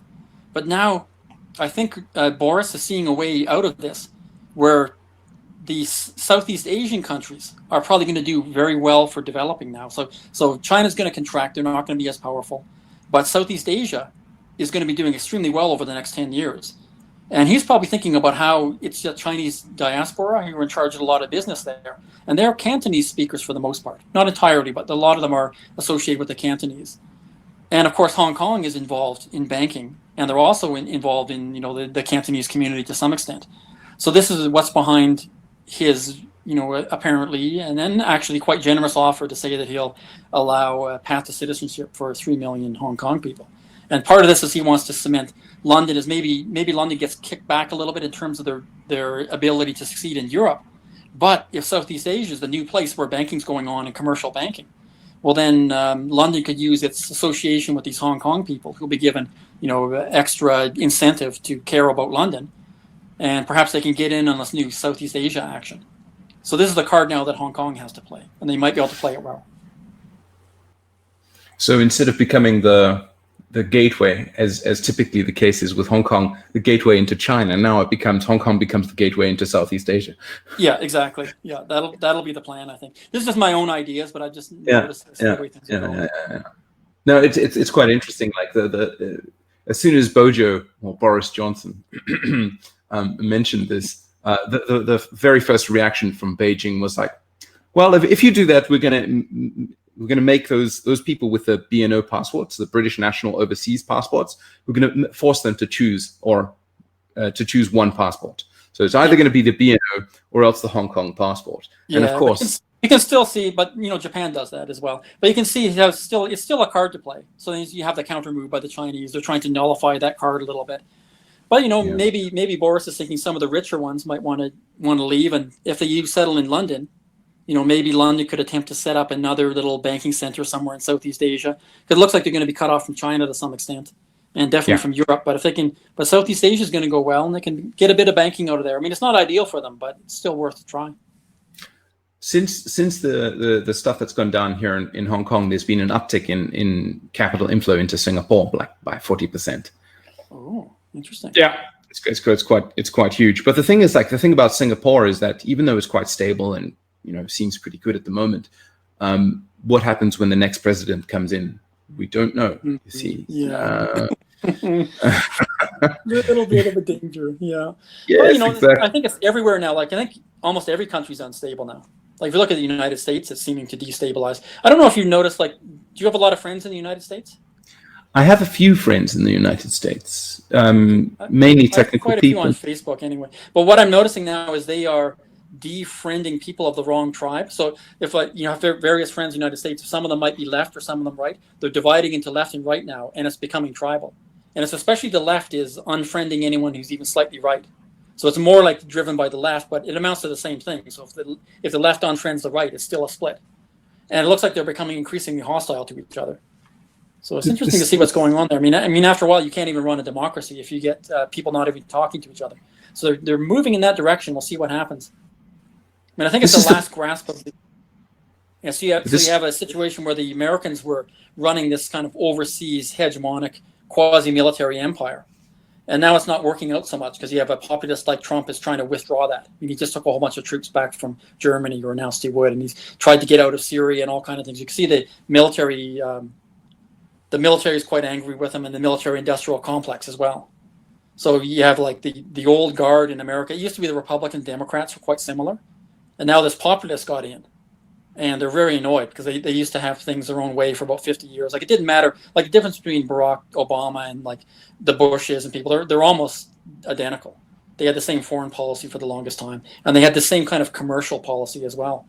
But now you have a split. It's kind of Wall Street against Main Street, and it looks like Main Street is starting to align with Trump, and Wall Street's going with the Dems.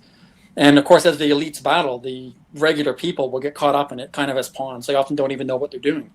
But we'll see if they end up fighting in the street or what goes on there. Got some political instability coming along. How severe do you think it'll get? Well, it looks pretty bad now, but it's been this bad before. Like, you remember with the LA riots, it was pretty bad back then. So and also if you look at Brazil, Brazil's even worse than what America is now, and they still somehow function.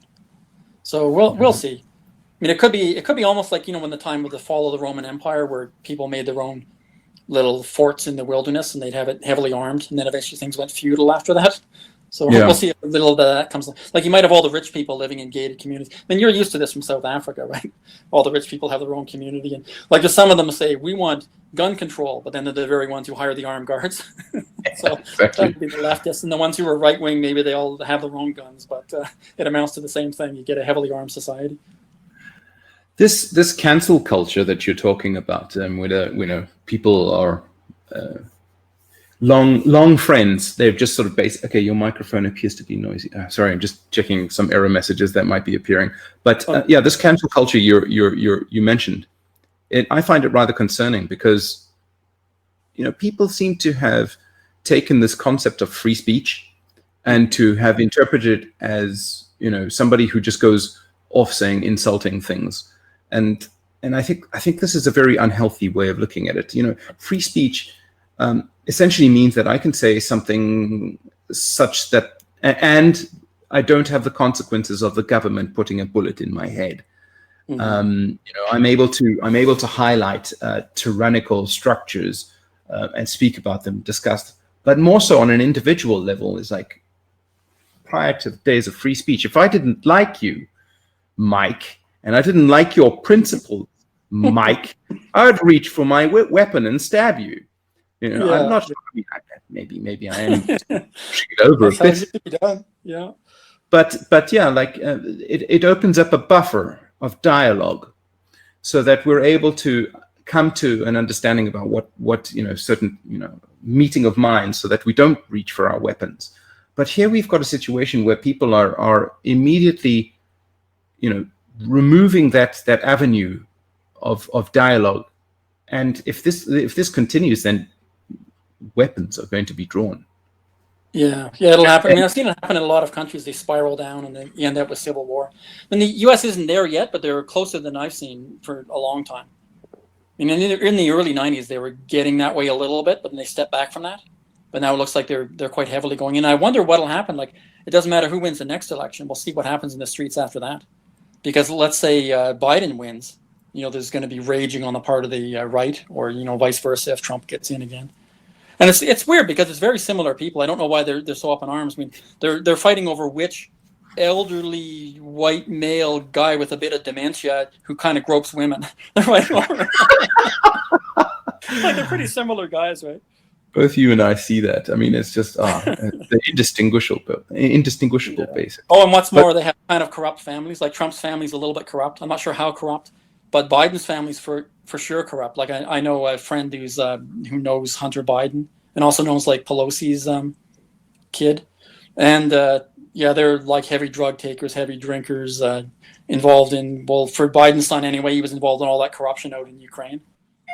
Yeah. Can you pause one moment? It seems like I've got a delivery. I was hoping that this wouldn't happen. One moment.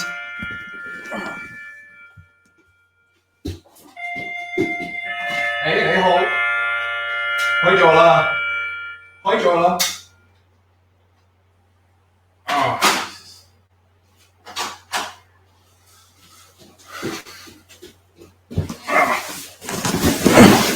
Okay, so somebody's going to come to the door any moment and deliver something. So I'll have to jump up and run, and then I'll be able to get back to you. But anyway, the kids of these rich people, so these elites who are the ones who rule things, their kids become quite corrupt, and it's almost unavoidable. Like, I'm not trying to criticize Biden. I'm sure he tries to do his best, but his kids and Trump's kids as well, they can't help but be involved in corruption, because it's hard if you grow up in that kind of environment where you're considered ultra important. Ding dong. One moment, coming.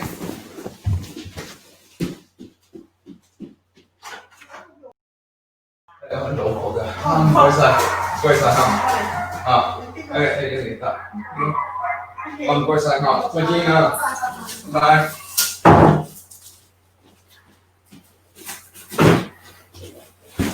All right. Okay. Big package delivered. Okay. Don't know what's in there. Yeah. Wife bought something. Charles and Keith. I don't know what that is. Yeah. Well, if rich people, yeah. So they can't avoid being corrupt. I mean, it's not really their fault. It's just their kids become corrupt because of the toxic environment they grew up in, and they become a little bit corrupted as well. So it's just one of those unavoidable things. You know, if you get higher and higher into the halls of power, eventually the corruption seeps in. So it's unavoidable, actually. But it makes me wonder why people are so up in arms, like battling each other over these two very similar politicians. I mean, maybe one of them favors Wall Street, which went quite heavily into overseas investment for globalization, and the other one favors Main Street, which wants to sort of return to like keeping business within America. But if you're just some normal person, it's hard to see how it's that important, really. I mean, I know they say there's civil rights things involved, but really that happens more on the state level. So you can see that the American president is not nearly as powerful, let's say, as the Canadian prime minister. Like, he's not making laws that apply quite strictly to everyone. He's kind of he's more symbolic, and he controls some things like the military, but he's usually not involved in the day-to-day activities in the city. So it's kind of funny. You can just see the emotions running high and people dividing into little camps and attacking each other. And I see the same things in Africa. You know, the different tribes get involved in tribal politics. It's kind of sad. But, in Africa, certain parts, and, well, in the extreme cases, you get the Hutus and Tutsis. Yeah, they got out of control. But, there's an interesting study. You probably haven't read it because it was kind of buried. Not too many people talked about it. But there's a woman who went there just after the genocide, and she was interested in the very specific question: what happened in villages that were all Tutsi or all Hutu? Because how would they find the enemy to attack? And she wondered, did they find a nearby village and attack? But what she found is they actually attacked each other in almost as much ferocity as they did elsewhere. So you had, instead of like half of them attacking the other, it was like maybe 80% of that level. So still quite a lot of deaths. And when they finished that, they would attack the pygmies. So they'd go after, people who were similar to the Bambudi. I forget what the name of their local pygmies are. But they would attack and kill pygmies. And once they ran out of pygmies, they would attack each other, even though they're all the same tribe. So it showed that probably humans had reached their maximum population density. I mean, same thing happened in Scotland, right? Where it got to the point where a guy's farm would be, a few square meters with a couple potato plants or whatever. It happened in Scotland. It happened in Ireland as well. And, after a while, when you keep dividing the fields, eventually it's not enough to live on, and people just go nuts and attack each other. And I don't think the Rwandans were especially prone to genocide. Like I said in my book, I'm not sure if it made it to the final edit, but like I said, I'd rather be among the Rwandans if it was coming down to that sort of food stress, because they were much tougher and they would go to genocide much later than what Westerners would do, because Westerners are very soft. So they would probably start killing each other, just halfway to the point where the Rwandans would still be smiling. Yeah, you get that kind of poverty and that sort of attempting to live off subsistence agriculture. It's difficult. So I don't blame them for genociding each other. I mean, we could have tried to stop it, but it's kind of hard to see how we would have. Was Rwanda very overpopulated at the time? Yeah, extremely overpopulated. And the locals there were telling me as well that the fields kept getting divided till eventually there's no way you could raise a family on a given field. And at that point, they just attacked each other. And yeah, in the villages that weren't, didn't have access to a potential enemy, they just attacked each other. Or they attacked pygmies, which had nothing to do with anything. They were just off doing their own thing, but they got attacked. So it just shows there's breaking points for humans. Yeah. But do you see any similar sorts of breaking points out in the States? Well, I suppose the pandemic has contributed a lot towards this mentality. A lot of that rioting was people were cooped up too long, so they just decided to go wild afterward. But yeah, that was inevitable. Yeah, that's what Sweden was saying when they said they wanted a sustainable response to the virus. So they made their sort of just a mild lockdown because they thought that's more sustainable in the long run. Whereas the United States did a heavier lockdown, but it turned out that after a while, the people just go crazy, break the lockdown, and just rampage through the streets in some cases. So. In a lot of I'm cases, used to this kind of stuff because I'm often in places where there's a riot, right? Like when I, places in Africa where there's just people throwing bricks all around me, gunshots everywhere. What do you do? What do you do? I just try to. I need to get in somewhere, maybe find a wall compound where there's a restaurant inside, that kind of thing. Just wait till the gunfire dies down. I'll have a beer, please. I'll have a beer. I'll go out towards the end of the. Yeah, in one time I was in Jerusalem. A dear friend his father looked at the clock on the wall. And he says, No, we won't go at 1 p.m. We will not go that time. I was like, oh, well, really? Why not? So anyway, it was a few hours later, and we arrived in Jerusalem in his car, and we saw the streets were filled with rocks. The windshields of vehicles were smashed out, and yeah. He was right. There was like all sorts of like rioting and stuff going on in the streets, and and so like knowing the weather, And he leans into me and he says, "Don't tell my wife I took you here." I found in Iraq during the war, the locals knew when it was going to kick off. And I had one example where I was in a hotel in Baghdad. And I was trying to go out and walk around in the streets. And the hotel owner ran up to me and he was saying something in Iraqi and he just pushed against my chest and wouldn't let me leave the hotel. And I thought, okay, strange. So I just went and sat on one of the chairs there and waited. And a few minutes later, there was explosions and gunfire up and down the street. So he knew it was about to kick off. He didn't want his tourists to get killed. Very considerate of him. Yeah. They thought it was quite funny to have this Canadian tourist. And so a lot of the Iraqis were seeing if they can conspire to keep me alive.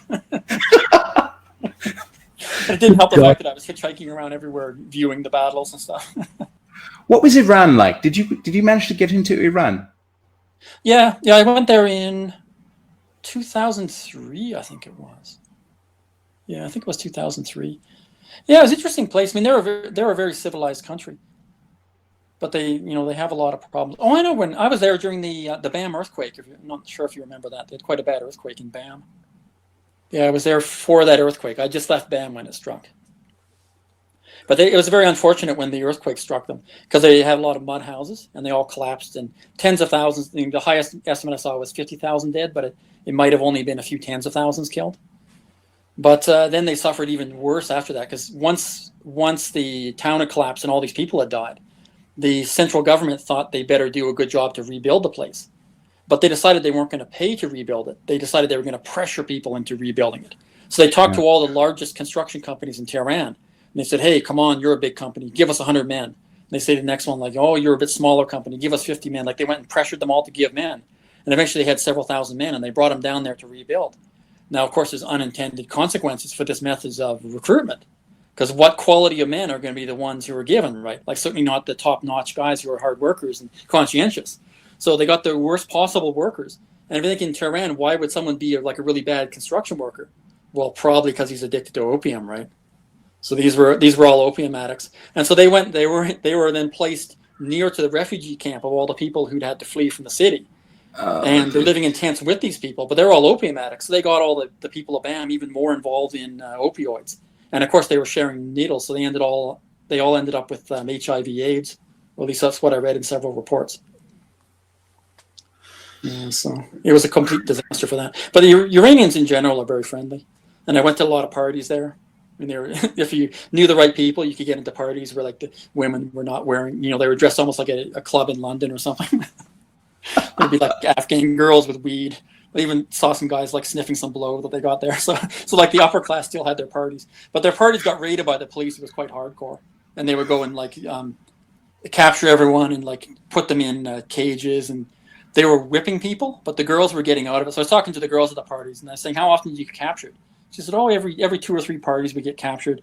We're supposed to get whipped," but they were telling me how they got out of being whipped is they would they slipped like a $20 bill to the female prison guard who's meant to be doing the whipping, and there'd be no judge present or no male present because I guess the Islamic court had come down with a ruling saying that man can't watch the woman disrobed to be whipped, right? But then because she paid the $20 bill, the female prison guard, like she'd rather just not be whipping someone else, so she would just make the noises of the whip, and the girl would go,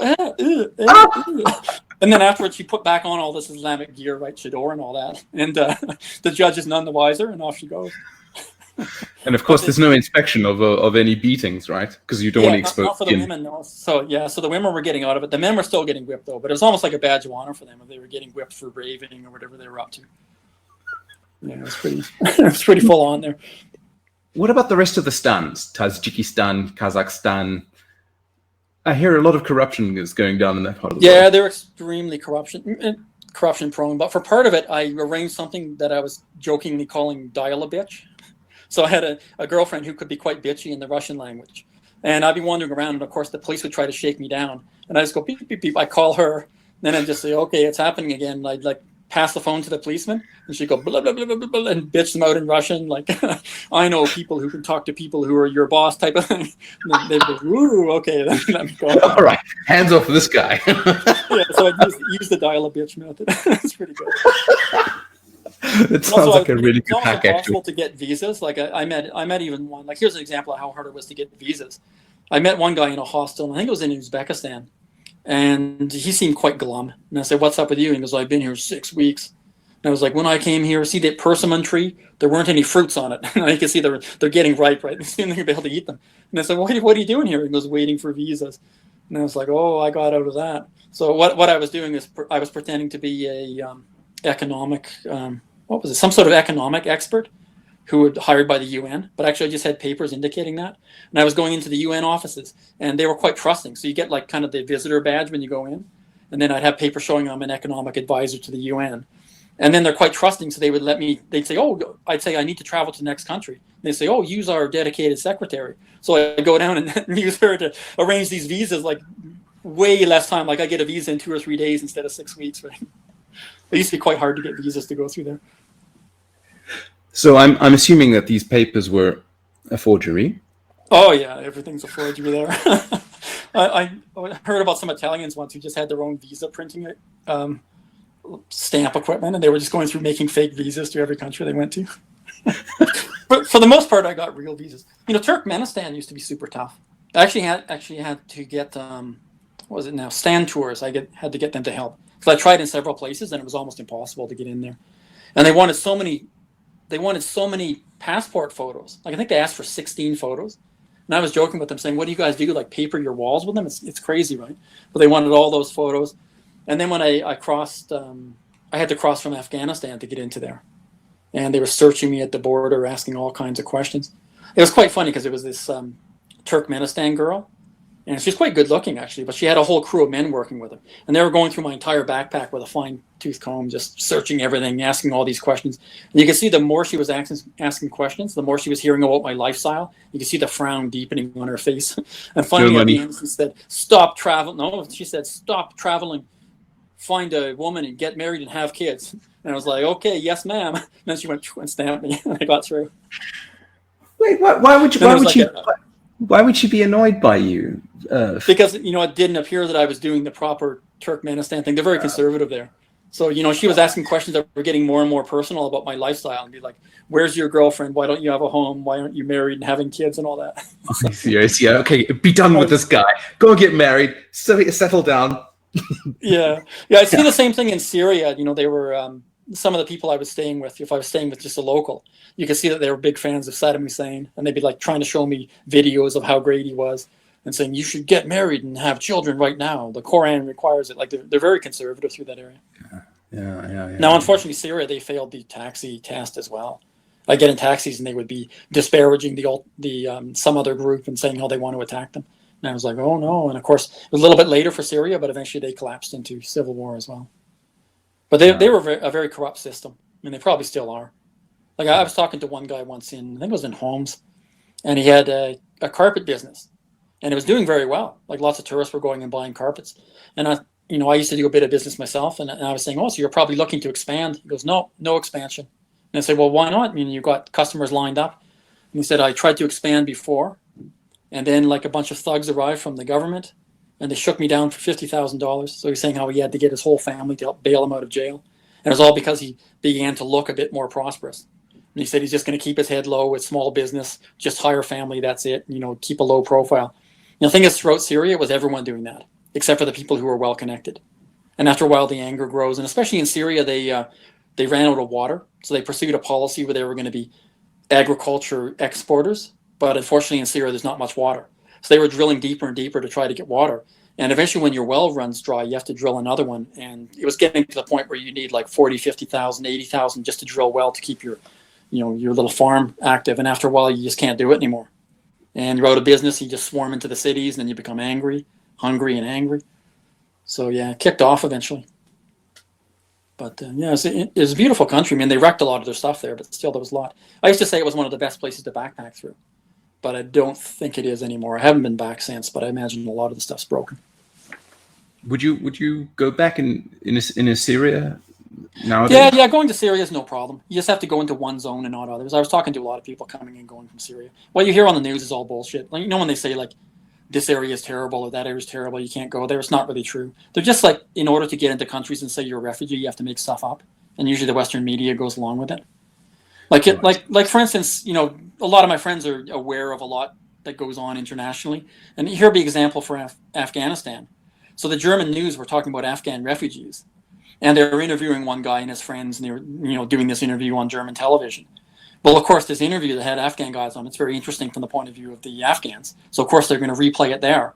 And my buddy got a phone call. He knows a lot of Afghans. And they're all just laughing and laughing and laughing. Because they know these guys who were saying, oh, the Taliban's after me. And, I'm so poor and I need to be led into Germany. They knew that he's like a super rich party boy, right? Because who else has the money to make it all the way to Germany and try to come in and pretend? It's just like an adventure for the young sons of these rich families. So, of course, he's just bullshitting, trying to get in. I mean, I don't blame him, but I'm just saying it's quite funny. And it's the same thing with the Syrians. I met quite a few of them, and they're they make, like, for instance, if you're in a Syrian refugee camp, you're actually associated with the Turkish economy, which is doing rather well. So you're making a lot more money than, let's say, if you were someone living in Ukraine, for instance. Like in Ukraine, you might get $1 an hour if you're lucky, but you can make much more if you're in Syria, even in a refugee camp. And a lot of them, to make money, those refugee camps have been picked over anyway. So like the dirtiest, sort of sleaziest Turkish men went there and sort of in a way bought off all the girls and women. So, these families had the girls and women off their hands. They just had the boys around. So then it made sense to try to send them up and see if they could get through Greece, maybe get into Europe. I mean, it's desperate. It's desperate people. I don't blame them. I mean, but at the same time, Europe has to kind of look after their own situation as well. So, I don't blame them for what they do either. It's a complicated world. Now, you spent some time in Kiev, in Ukraine. Yeah, most recently I flew in for. Well, I'm going there in the summer for a little bit, but I flew in. I did a visit quite early on, but then when I heard that there was a rebellion going on there, I flew in to see that. So I flew in from Russia as well. So when the plane landed, everyone was clapping because they were lucky we made it through. Because the same day that other plane got blasted out of the sky by that Buk missile. So it was some Russians who were, it's either a Russian missile battery or it was a separatist Russian missile battery under the control of the Russians. And they accidentally blasted that plane from Holland, I think it was. So that happened the same day. But luckily my plane managed to land. And of course, like some nice shirts were stolen out of my backpack. Because you can see it's just the kind of airports where they're going to steal stuff like that. But then I arrived and I went right downtown to where the Maidan protest was going on. And I found this hostel that was overlooking the square. And it was quite fun. I could see all the action, battling against the government. When there's a protest, yeah, I'm going there. Yeah, and then I actually got to see the end of the protest. I was quite interested, like, how are they going to end this protest? Because after a while, you had tons of protesters occupying the square, but they wanted it clear after a while because the government had been changed. They met the demands of the protesters. Things had changed, And a lot of the people who had been protesting had been invited to be with the Kiev, but I think it was the 1st and 2nd Kiev Battalion, something like that. Their name was. And these are the protesters who went off to fight on the front lines. So all that was left was a lot of these people who maybe didn't have a lot going on in their life. Like a lot of them are kind of homeless people or semi-homeless or alcoholics. Not all, but there's a lot like that. And this protest that had gone on for months was the most important thing that had ever happened in their life. And they felt it gave them a lot of meaning in what's an otherwise meaningless life. So they persisted there, manning these barricades, made of sandbags with their little kitchens and everything else. They persisted there, preventing people from going through the square or harassing people and making you be searched as you go through their various checkpoints. And basically just kind of lording it out around, but having a bit of fun with it too. It's like the fun of keeping the protest going. But eventually the government did need to get rid of it. And I was curious as to how they would do it, so I was really paying attention to this. And first of all, they had some girls come through and they were doing a survey. But they weren't interested in talking to me, which was unusual, because usually with surveys they want to talk to foreigners. But no, it was only locals. And they were asking what they felt about the protest and if they thought it should end now. And of course, they're just getting this so it's political cover or something they can say in the newspapers. And then they went in and they talked to the various protesters and warned them that they were going to be moved out, but they could get free assistance with trucks to move out their equipment and their other things, move them somewhere else. And of course, they were all rejecting that. So then they made a ruse where one of the restaurants that they were shaking down, like the heavily armed men, like the ones who had grenades and guns and stuff, they were shaking down local restaurants for protection money. Well, they made like a deliberate problem at that restaurant. And so all the most violent guys had to go to try to sort that out. But then they were surrounded by special forces and captured. So now you had like the most violent, like top 20 or 30 leaders were gone. And you still have hundreds of people left, like occupying these barracks and kitchens. But now they moved to the next phase where I saw that they had a group of people who were dressed like they were very young. But I could tell it's more like they were at least 25, if not some of them 35. But they were dressed like they were 18 or 20. And they all had phones and they were coordinating. And what they did is they go through and take oil and they start burning out the kitchens, like where the kitchens and the barracks were. Let's say there were 12 different, kitchen and barrack facilities among all the sandbags for how the protest was set up. Well, they would go through and start burning one of them out, and people would be really interested in that fire. And they would wait until it was obvious that the firefighters were able to fight that fire. And then just at that time when no one's watching, they've now made it to another kitchen. They start burning that one, but just within line of where the hose can get. So they burned them all in order like that. And eventually when they had enough of them burned, then the police were able to move in. And they had the police supplemented by the Kiev Battalion who'd been brought back from the front lines. So these are the people who had the moral authority to say to these guys, hey, get out of here. Like either come with us to the front line to fight if you're truly in favor of Ukraine, or just go home. So they're able to move these people on. And then one of my buddies wanted to like commandeer a truck and then like careen around in it, going woohoo. So I filmed him doing that. Because the protesters were capturing some police trucks and some fire trucks and sort of like driving around with them, smashing into things. So one of my buddies wanted to do that for fun. But anyway, it was interesting to see. And then eventually the bulldozers moved in; they could clear everything out. So I just thought, okay, it was pretty well planned. I would give them like a 7 or 8 out of 10 for that clearance. You can see kind of the psychological factors and the more physical factors of how they organize it. Yeah. That sounds a lot more rough than compared to the protests that were going in Hong Kong. I mean, the Hong Kongers have been protesting for months now, And it's interesting seeing the evolutions of these protests. It first started in 2014, where protesters were opening umbrellas so that the policemen don't get wet. Mm-hmm. Yeah. And like as things sort of progress along, a few policemen start firing tear gas into the hardening hearts, hardening opinions. That's how it progresses. Yeah, exactly. And then all of a sudden, now we're starting to give labels to each other. The cops are calling the protesters cockroaches, and the protesters are calling the cops dogs.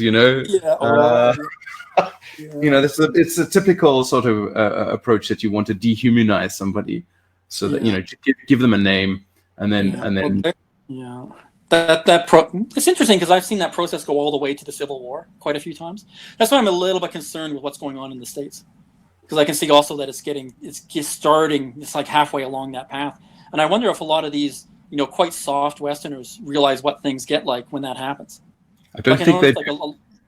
Like a lot of like university women and stuff. I'm not sure if they're aware that university women who are quite soft, they're not safe in that sort of environment. So if you push it all the way to the Civil War environment, the women have a much harder time.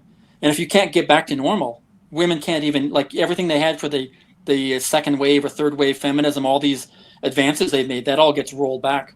It Because does. let's say the economy becomes more of like a broken civil war country, then you can't really be a businesswoman anymore. Or if you are, you can't rise that high, because it's the really vicious people who are willing to apply savage violence become the ones who have to be in charge of all the businesses, and the women are relegated to a much lower rung. And there's when you notice they start wearing high heels again and dressing really well because they're trying to, get some attention of someone, one of the men who has money. It kind of becomes more primitive. I'm not sure they're quite aware of that, or maybe they are and they just think they can push it to the limit and just keep, on that brink, but keep from going over that limit. But it's a dangerous game. Yeah, that's like putting fire right next to fire starter. And Yeah, we'll see how it goes. I mean, people like me or my friends were fine, right? Like, I don't mind, like, when I was younger, I used to sleep with a loaded machine gun quite often, right? Just prepared for any sort of action. Yeah, because, things go on, right? And for a lot of my friends, they live quite energetic lives, and they're just used to that kind of thing. Like, some of my friends are breachers, like they're trained to blast through walls and like clear the people out of the people in the, clear out the people in the next room. Like, they're used to this kind of situation. So for me, it's not very bad. But I'm just saying that certain people who are very soft, university-educated kids, or one who's very concerned about human rights in the abstract, or legal rights and stuff, I'm not sure they know what they're getting into, and I'm not sure that they're aware of what sort of person is going to thrive in the environment that they're creating. Yeah, the Chinese have a name for this sort of person, particularly, exactly sort of very lefty, liberal, virtue, virtue signaling sort of person, Baitor. And it's very interesting that, the Chinese like have immediately cottoned on to this. They've given it a name. It's like, all right, okay, if you want to sort of like destabilize this country, you just get this group of people, in a tiz. I mean, they mean well, but I'm just saying they don't know what they're getting themselves into. We'll see. I mean, maybe they're wise enough to pull back before they push it that far, because it is possible also to push for what they want, and maybe they can get it, and that's possible. But if they do get into a violent situation, they're not going to thrive under that environment. No, definitely not. Especially women are going to suffer a lot from this, as you mentioned. I know they don't seem to be aware of that. Like, women have it tough in a lot of these countries, and if things even get a little bit violent, they really, their standard of living goes down, because they get severely restricted in what they can do. They can't walk here, they can't do that. Even more, like, there's already they have reason to complain about not being able to walk at night here or in this neighborhood, but it's going to get much, much worse if things get more militarized. Yeah. That's one of the things I really liked about Hong Kong, is that like a woman can walk around on the streets at 3:00 in the morning and nothing will happen. But if things continue like this, a mate of mine, I suppose I shouldn't go too much into this, but he's in the police force, specifically the bomb disposal area, and he's telling me about the caches of explosives that he's finding here in Hong Kong. TATP, and the stuff is it's from abroad. It's from abroad. Yeah. So there's always a danger it's going to kick off, and if people have access to that stuff. Yeah. One wonders, is this going to be like an IRA type of scenario if we were to, if it were to become so extreme, with the youngsters who've been brought up into this environment of like, protesting on the streets and, being on the front lines. They've hardened themselves so far that they look now at the police force not as humans but as the enemy. And then we reach Hong Kong. Suddenly we've got the taxi driver test. Oh God, can you imagine that? Yeah, one of my mates has just purchased a property down in New Zealand. He's like, "Fuck this!" Oh yeah, shit. A lot of people are trying to get an extra little bolt hole there. I was looking at Singapore, but I was thinking, you know what? It's like, I'd rather have one foot in Asia and another foot completely out of Asia. Maybe a place like New Zealand, far away from where the nuclear bombs fall. Yeah, but this whole anarchist thing, like, it's kind of an anarchist uprising. It's sort of a bit old hat to me, because like I was friends with a family that were Sons of Freedom anarchists. So the Sons of Freedom wanted to bomb and destroy the Canadian government, but the weird thing is they were vegetarian Christian anarchists. So they were against material possessions, And they had like a form of Christianity where they believed in just, you should stand in the snow and just sing, and you have like the spirit of God comes into you, this kind of idea. But they also didn't believe in material possessions. They're very prone to burn down government buildings or set explosives. So one of my close friends, his dad that I knew quite well also, he was setting explosives to blow up the pylons that carry power into a major mine. He did a few years in prison for that. And then he got grabbed by the government. They stuffed him into the same concentration camp they used for the Japanese during World War II. They still had that thing running like in the interior of British Columbia. And they stuffed him into there. So him and all he was a kid at the time. So he was like dragged out from under the bed by the RCMP. They flung him into this concentration camp. All the men were put in jail from his cult. And the women did a naked march through Vancouver. They were trying to protest against police actions. Hundreds or even thousands of them were marching around naked. This is all this stuff that used to kick off. This is like back in the 60s and 70s, and then eventually it sort of moderated a bit. Like I think there was one old grandmother was still trying to burn down stuff, even though she was over 80 years old, and this was into the 80s. It kind of calmed down though. But these things happen, right? Yeah. Okay. For me, it doesn't bother me too much, but we'll see. We'll see with the regular people. I just find that the people, like I've been in Canada so long now, the people are very soft here, and down in the States too. A lot of them are very, very soft. We'll see how they deal with what's coming. Yeah.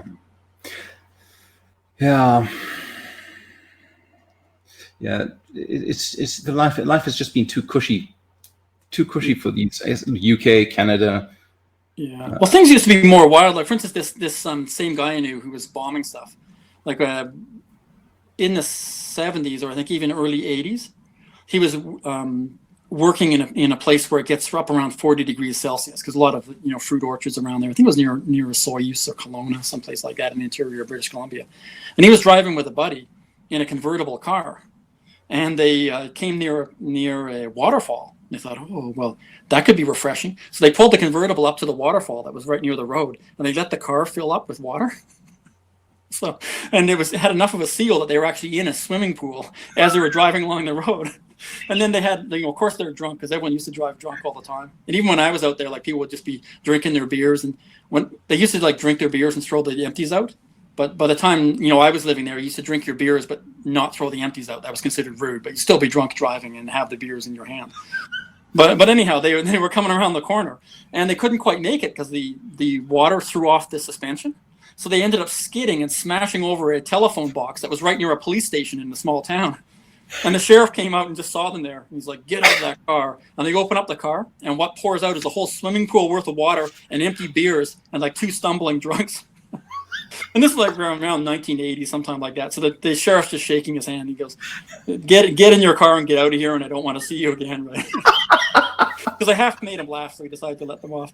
But it's kind of yeah, the ruse of a serious cop is now over, right? He's collapsed on the floor. Oh, fascinating. Jesus. I suppose one thing that the Canadians have got is that the coldness sort of like, makes them a lot more robust. But now you've got all this internal indoor heating and whatnot. Yeah, I guess they're a bunch of softies now. Yeah, probably becoming too soft. We'll see. Yeah. Did you ever make it over to Hawaii? Yeah, I've been to Hawaii too much. Yeah, because to me, it's not especially exciting. Like even once after I finished I think it was a half-year trip through various Pacific islands, I had like arranged so I'd have an extra 7 days in Hawaai. I was there in Hawaii, and like I went into Honolulu because I hadn't been there before. And I go, this doesn't look like much. And I found a hostel, and they said, no beds. And I thought, you know what? I'll just go back to the airport. So I just went back to the airport, and I said, do you have any flights somewhere else? And they said, yeah, we got one to Vancouver, but it's in 10 hours. And I said, okay, I'll get the flight. And I just like waited in the airport for 10 hours rather than go out and see anything in Hawaii because I'm so bored with the place. So I got to notice what goes on in the airport. There are all these homeless people. And in order to exist in the airport, they pretend that they have these old suitcases that have like duct tape on them. And clearly they're not really passengers, but it's just like that's their ruse for how the homeless person can remain in the airport. And they kind of drift almost like the jellyfish of Jellyfish Lake in Micronesia, where you see like they would drift to one part of the airport and then back to the other, like carrying their luggage with them as the sun moves across the sky. Yeah, and then they occupy their little sleeping seats, and then because Americans don't really deal with homeless in any kind of unorganized way, so instead they're just sort of occupying some kind of liminal space in the airport, drifting like a jellyfish. Yeah. So your final country that you went to, you were holding off was Ireland, Yeah, I believe. yeah. So the last one was Ireland, and I ended up doing Ireland for free as a result. It's because I ended up doing a talk show and a few other things that were media, and then it became like a little bit of a mini sensation. And as a result, I got offers to stay in every hotel for free, all these tours for free. Didn't even have to pay for drinks, so the entire several weeks in Ireland was for free. Might not have been the best idea because I went to Ireland specifically to determine whether I could live here. I chose not to. I chose Ireland not to do Ireland because I'm going to get liver cirrhosis if I live here. Yeah, it was kind of hard on the liver. And sometimes, like, I would do things. I was saying yes to everything. That was my idea for Ireland. I just said yes to everything. So I'd said yes to things like, will you go in front of a school gymnasium and give a speech to the kids? And I'd say, oh, yeah, yes. But then someone would meet me and say, oh, I have tickets to this singer. She's really good. Come with me. And I'm like, okay. And then I'm with him, and then after the place shuts down, the singer was quite good, but we're very drunk. He says, I know the owner. We can go in back and drink. We're drinking. Then I'm like, okay, I'm stumbling back at 4 or 5 in the morning or even later. And I go back to this hotel room that had been given to me for free for someone. And I've just got my bag there, and the bed's not even, nothing's been changed in the room. And I just kind of flop face down on the bed. I lay there for a couple hours, and then I got up, and I'm wondering, why did I get up? I've only had 2 hours sleep. Then I remembered, oh, yeah, I promised I would give a speech at a school. So then I rush down, and someone says, oh, yeah, there you are. We wonder where you were. And I get in the car, and he drives me out to some school. And then I'm like, drunk, but the kids don't really notice it. I'm still drunk from the night before. And I'm like, oh, good, they're young kids. So I just talk about strange things like cave spiders I found in Thailand or something, or strange animals. And the kids are happy, right? So it was like that day after day after day. I'd be going like I think it was in, I forget when, Waterford, maybe someplace like that. But anyways, I was walking along to do this television interview that was going to be on top of a tower. But halfway there, unfortunately, a bar owner recognized me, and she called me in and says, "Oh, here's whiskey." And after a while, I had to say this to this last glass, "Could you just put this aside? I've got to go do a television interview on top of that tower, and I don't want to be too cut." So, I'll be back for it, though. I'll be back for it. They let me go, and I could get up there and do it. Yeah, so I needed to relax my liver after that. It was tough. Yeah. How long were you out there in Ireland for? I mean, did you actually all around Ireland too? Yeah, right? I went all around. I didn't get up to the extreme north because the weather turned by the time I got there. It's kind of unfortunate. So I got up as far as the Giant's Causeway, and then I was going to go further north, but it started to be like blasting sleets of rain, and I had to give up. Yeah, we also got as far as the Giant's Causeway. Beautiful place, that. Yeah. Lots of tourists. Yeah, it's amazing. Yeah, and there's not that many places it's quite a rare thing when you get Giant's Causeway type environments like that basalt that makes those columns. You see that a little bit in the Ethiopian highlands, and of course there's that. Yeah, of course that one village somewhere in Micronesia, they have a whole Nan Midal, that entire ancient city of mysterious origin that's it's built out of those basalt columns. So they've taken them, stacked them like logs, and they made a fortress, but it's out in the reef. So that's the only place where they have an actual ancient city built of that stuff, of mysterious origin. They have like pits for eels and more, octopus or whatever they would have in this ancient city. You can kind of guess what they put in these pools because they were living right out on the reef. And then they had the walls and towers and stuff made of these basalt columns stacked like they were logs.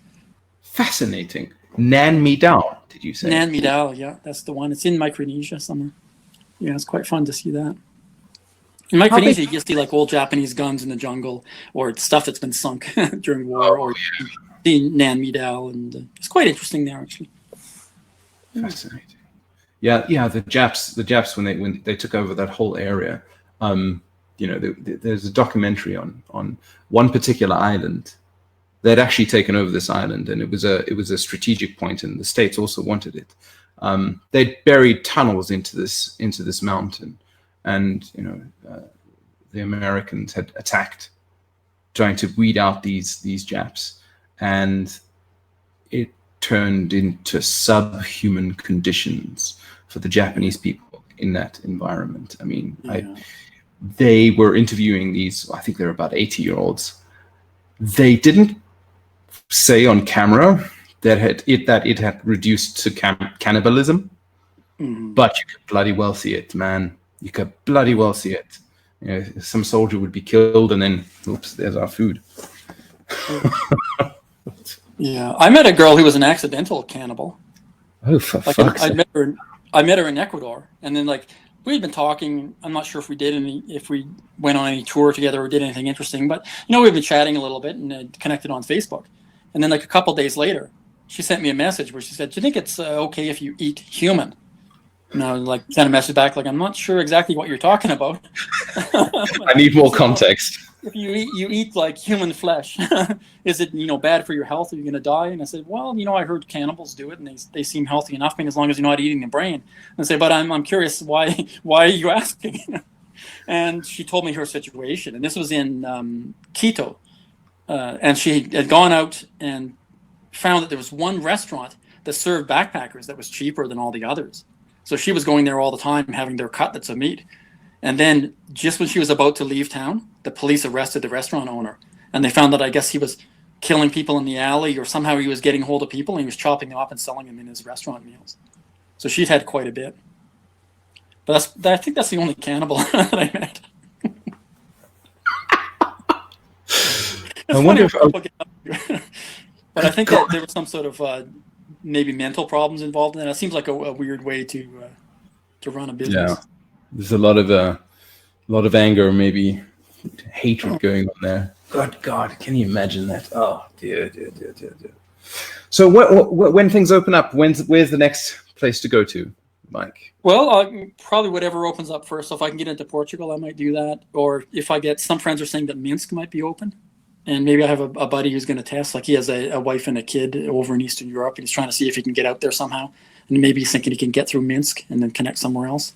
We'll see how that goes. So I'm waiting for someone to risk the money to test it, because I've already lost $600. So I lost my flight. I had a flight out to Europe, and they wouldn't let me board, and I was out the money because it was too complicated a flight for me to try to reverse or to try to get credit for, because I couldn't even get through the phone to say that to ask their desk what I could do. So basically, I'm out $600. So I'm gonna have to wait and see what happens. Do you think the airline industry is gonna be decimated by well, they are already decimated by this, but irrecoverably? Well, they're going to need a lot of government help. Yeah, and I heard that Warren Buffett had a lot of money in airlines, and he got out of them. And he probably knows more than we do about the prospects for airlines. So yeah, he's not putting his money there. Yeah. So looking pretty bad for them. And I think a lot of these national carriers, it's going to be a good opportunity for the government to let them fold for the ones that are not viable. Yeah. So there's sometimes there's like a little bit of a fad that every nation should have a carrier, even if maybe your population doesn't justify it. So I think some of them are going to start to group together with countries nearby. Like maybe you'll have like the Scandinavian countries might all get together and say we shouldn't have so many airlines and try to just have one that's supported. Or maybe I think already Switzerland sort of went in with the French. And, so we'll have a lot of consolidation of that sort. Yeah. You have an interesting story with the pygmies of Congo. Yeah, the Bambudi pygmy tribe. Yeah, I ended up hitchhiking through the Rwenzori Mountains, where the UN had been trying to stop me because they were saying that no Westerner can make it through there alive because there's a lot of insurgents and genocidal attackers, all kind of things along the road there. And I ended up just going and hitchhiking, and it was very rough. Sometimes with this hitchhiking, the situation you get is like you're with a whole bunch of locals. And you're kind of pinned into some bouncing, rusting truck, and you can hardly move, and like your bones are getting sore, you're just being battered, and you're bruised everywhere, and it tears through your skin, and you're bleeding. I mean, it's this kind of thing. But I was bumping along with that, and to try to get food, you could find some locals who have they caught some minnows out of a swamp, or they have like a hot potato they're juggling, and maybe you can flip them a coin and eat that potato. So you can keep yourself alive. But it was sleeping in swarms of mosquitoes in mud huts, or even just trying to curl up inside the truck with all the locals there. So surviving like that, I managed to get over those mountains. And sometimes a whole bunch of, rebels, or I'm not even sure who they are, militant groups would swarm out, and they would occupy the truck. So we'd be bristling with weaponry, even some people with rocket-propelled grenades and machine guns. And then they'd just disappear again into the jungle, and we'd be, for hours or even a day, nothing. And then another militant group would pile on. So it was kind of interesting. And then eventually I, managed to get down through the Rodenzori toward the jungle. And I finished this ride of several days with this guy who gave me a ride in this truck. And I see that everyone else had been paying me. So I was saying, well, how much? And I think he said $20. It was something very low. And I started to pay him $20. And he went, no. Of course, I'm just making a joke. That's overcharging. And he named some extremely low price. I forget exactly what it was. I think I wrote it in my book. But it wasn't even $20 for days and days of riding. I think it might even have been something like $2 or $3 that he wanted its final price. So I ended up buying him some beers as well. But then I had to get into the jungle. So I had to find some people with motorcycles, and I would, talk to them and try to find one who's not a robber and get him to agree to carry me as far as he felt comfortable into the jungle. And there we try to find another person with a bike who agreed to take me further. And then that guy would go back. So it's sort of like leapfrogging along on the back of motorbikes. And that was uncomfortable as well, because you have some broken back of a motorbike with like jagged metal, and you're bouncing along that, covered in red dust and butterflies sticking to your face. One's coming out of the jungle and like bruised and battered, blood running down your leg. That kind of motorbike trip, right? And also with police trying to shake you down and all that. It's quite fun. It's just you and some dude you barely know, and just he's carrying you along. You wouldn't even want your own motorbike for that situation, because you can't really get back. Like I wanted to move forward, and eventually after a while I was blocked. I had the secret police trying to stop me, and there was no way to get further. And I wanted to float down the river. This is after I stayed with the pygmies for a while. I'd wanted to continue floating down the river, but the secret police were insisting that I'd have to bring a secret policeman along with me for the entire boat trip. And then it was going to take months because the water was very low. So it'd be stuck for weeks in various locations. And I would have to pay the hotel room for the secret police guy as well. And I thought, I'm not sure I want to spend that much. I mean, I don't mind the police sometimes, but I'm not sure I want to spend that much time with some Congo secret policeman. Why were the secret police so interested in you? Well, they were interested in any foreigner. So it's like they think they can get money. So be like I was with this Slovak guy, the same one that I'd gone out to do an expedition to live with the Bambudi pygmies. And he was, first of all, he was telling me what happens if you're a photographer. So he had a camera around his neck. And he just kept getting arrested all the time, and we with him, because I would maybe get arrested 2 or 3 times a day, but he'd get arrested 8 times a day. Yeah, and then we'd have to talk our way out. So he had paid, I think, $3,000 to the chief of the secret police to have people not molest him, whereas I had those fake documents, and I was pretending to be someone working for the UN doing a security inspection. So I had a little clipboard, and I was dressed accordingly. Sometimes you need a little strategy to do that, right? Because people always told me with the Congo, they just rob you blind and even your passport, and then you're done after the first day. So, whereas, I needed a strategy that would take me further. But probably some of the funnest thing with the Congo was living with the pygmies, though. So I was out there hunting antelope every day with spears and nets, living in little grass huts. We were deep, deep in the jungle. Even seeing when they get in a bit of altercation, when they get drunk, they turn from pygmies to more like little gremlins. They start trying to kill each other.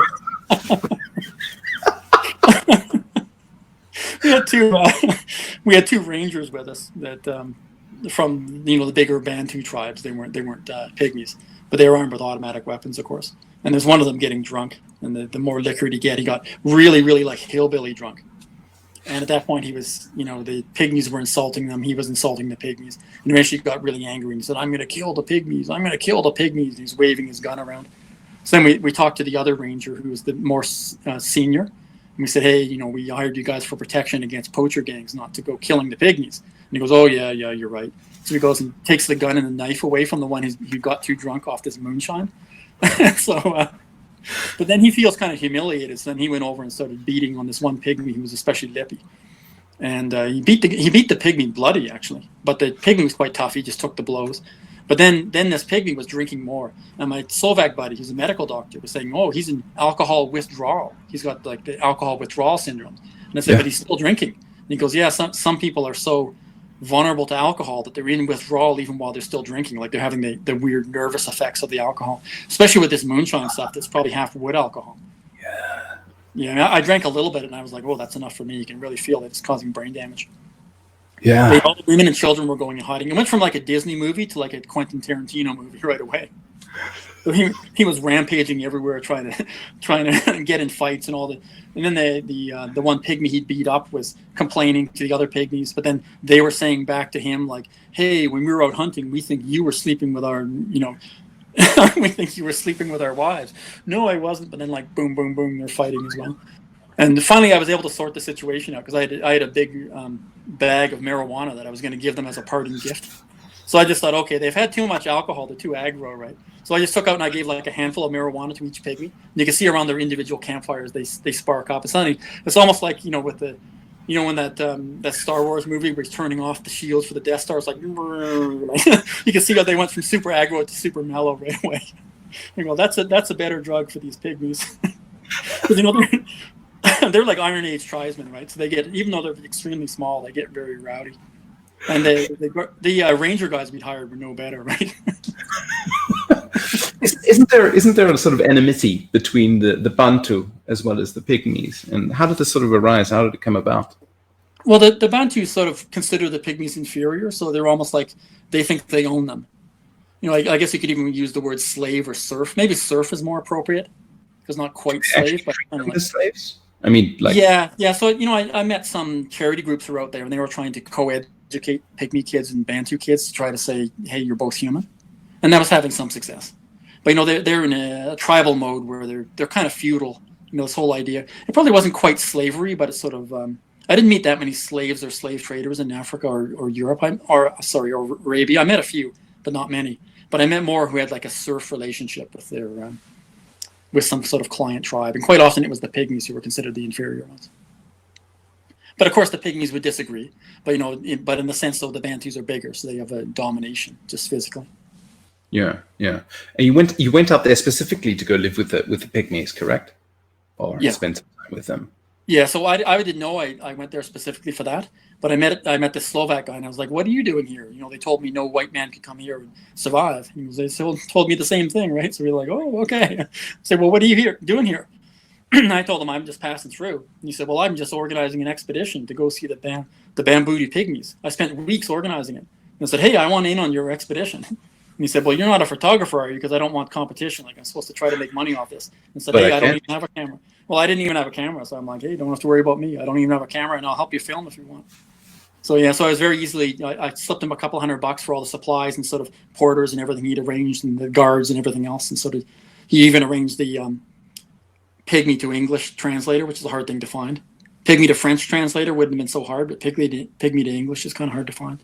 And he even had like a guy named Mustafa who was an expert at contacting or dealing with tribes, especially Pygmy tribes. So he had a really nice expedition organized, and I just helped him for the last bit of organizing it, and then off we went. Okay. And he was hanging out as well with the poison arrow Pygmies. They were a bit rowdier. When they got drunk, they'd have machete fights. So he saw like one of them like cut through the collarbone of another one with a machete, and the guy's arm was hanging. Then they had to both go hide because I guess they're not allowed to fight. So the Bantus has said they're not allowed to do these machete fights even when they get drunk. So so they had to go hide in the jungle. I'm not sure how he got his collarbone knit. I guess there's probably some local witch doctor might have known a little bit. I wonder what the consequences for the Pygmy are should they get into fights. I mean, from the Bantu. Maybe the Bantu don't like them fighting. It's be like their Bantu king or supposed king doesn't want them getting too rowdy, and also the Rangers, try to keep a little bit of order, even though they're also shake down the Pygmies for money and for like give me an antelope or there'll be trouble, like that kind of thing. So the Rangers also operate like that, and in fact all those Rangers, like they all got shot up. So like a few months or maybe a year after you finished visiting, the ranger station where we gone to hire those two guys got attacked by the elephant poachers, because they were very serious rangers. Like they were really taking their job seriously. And I go, oh wow! Like normally when you hire armed guards, they're kind of lazy, but these guys were alert. Okay, there's some danger here. And then sure enough, like it was just a few months or maybe a year later, they got attacked, and their okapis, which are a form of forest giraffe, got slaughtered. These are the ones they were trying to protect in their reserve, and also a whole bunch of rangers got killed. But I checked. Eventually, I was able to find the list of who was killed, and it wasn't Jacques or Desiree, the two guys we'd hired. So they'd managed to escape. So there's a bit of a slaughter going on there. Jesus Christ. Yeah, it's pretty rough in the Congo. you rumble in the jungle. Yeah. You also made it out to Papua New Guinea. Yeah, that's a pretty rowdy place too. That's like Stone Age tribesmen. Yeah, good fun though. You can see a lot of interesting animals, and the locals try to keep you alive because there's so much robbery that you really can't function normally. But the locals were so friendly. Like when a bus would pull in, they would all walk with me and this girl I was traveling with. They'd walk with us and make sure we actually got in the door of the hotel and then go back to the bus and carry on. So the bus wouldn't even go to the proper bus station. It would stop to let us off at some place where we could find a room. And all the men would come out and sort of escort us and then make sure we were okay. Because they knew that the chance of being robbed was almost 100% otherwise. Because they're quite rowdy there. I mean, they're tribesmen who are used to constant battle. No, but that wasn't the Pygmies, right? There's also Pygmies. No, this is like in Papua New Guinea. Yeah, in Papua New Guinea. But did you ever make it up to the Pygmies? There are Pygmies in Papua New Guinea, aren't there? I'm not sure if they are. I didn't see any who were small like that. I mean, there may have been. I mean, I know I met some Pygmies in... I mean, a lot of Pygmies just mean like a very, very small tribe. Yeah. There were some in... Where was it now? Oh, yeah, Colombia has some. By near... Right. Near that I'm thinking of the headhunters. Then I'm thinking of the headhunters. They're rather shorter than the Western people. Yeah, there's some who used to do a little bit of cannibalism. Maybe they still do, but they're more in the swamp. I didn't get up as far as that. The girl I was traveling with was willing to go, a certain distance, but she wasn't willing to take extreme risks. She explained that she was the only daughter of her parents and she didn't want to get killed. But we did see a few rowdy things though. Some quite savage woman beating. They're quite rough with their women there, and I think maybe the women have evolved for it a little bit too. Like the women are quite tough as well.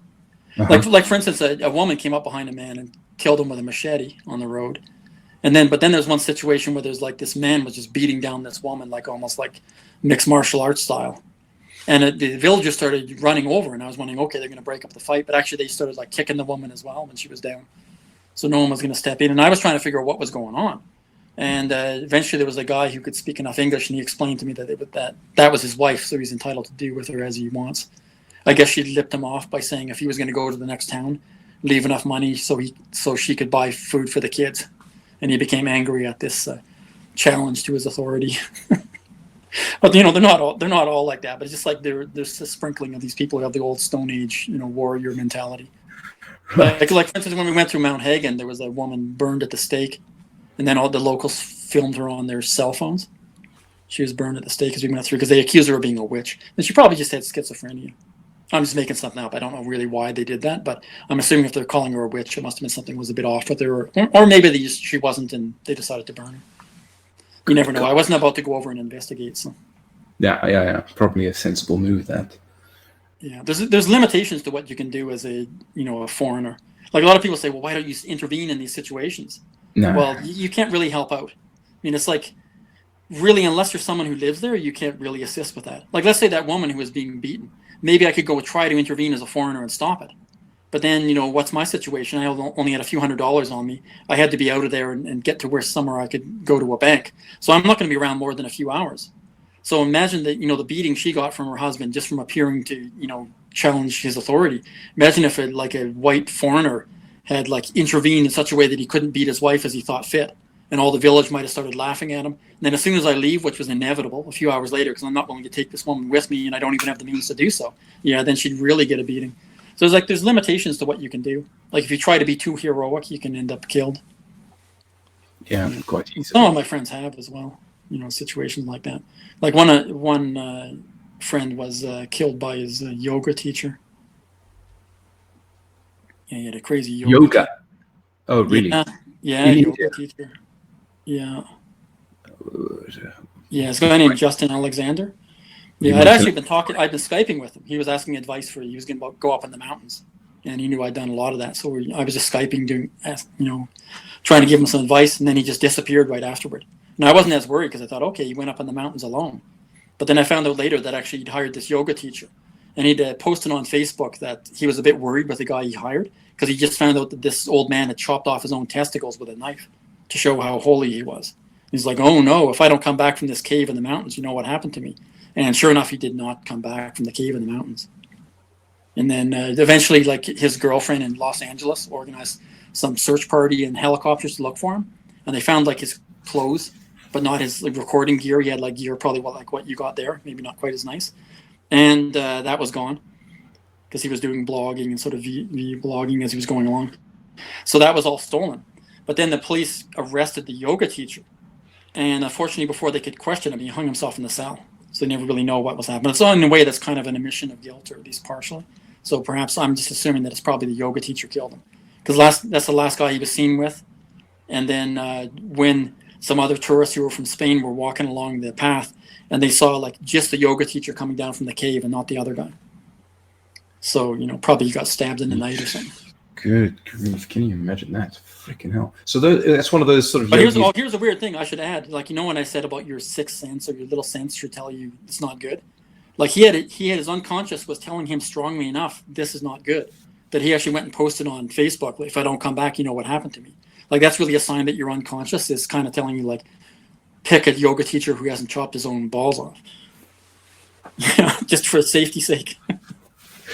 So when you get those sort of like the subconscious sort of things, do you immediately act on it?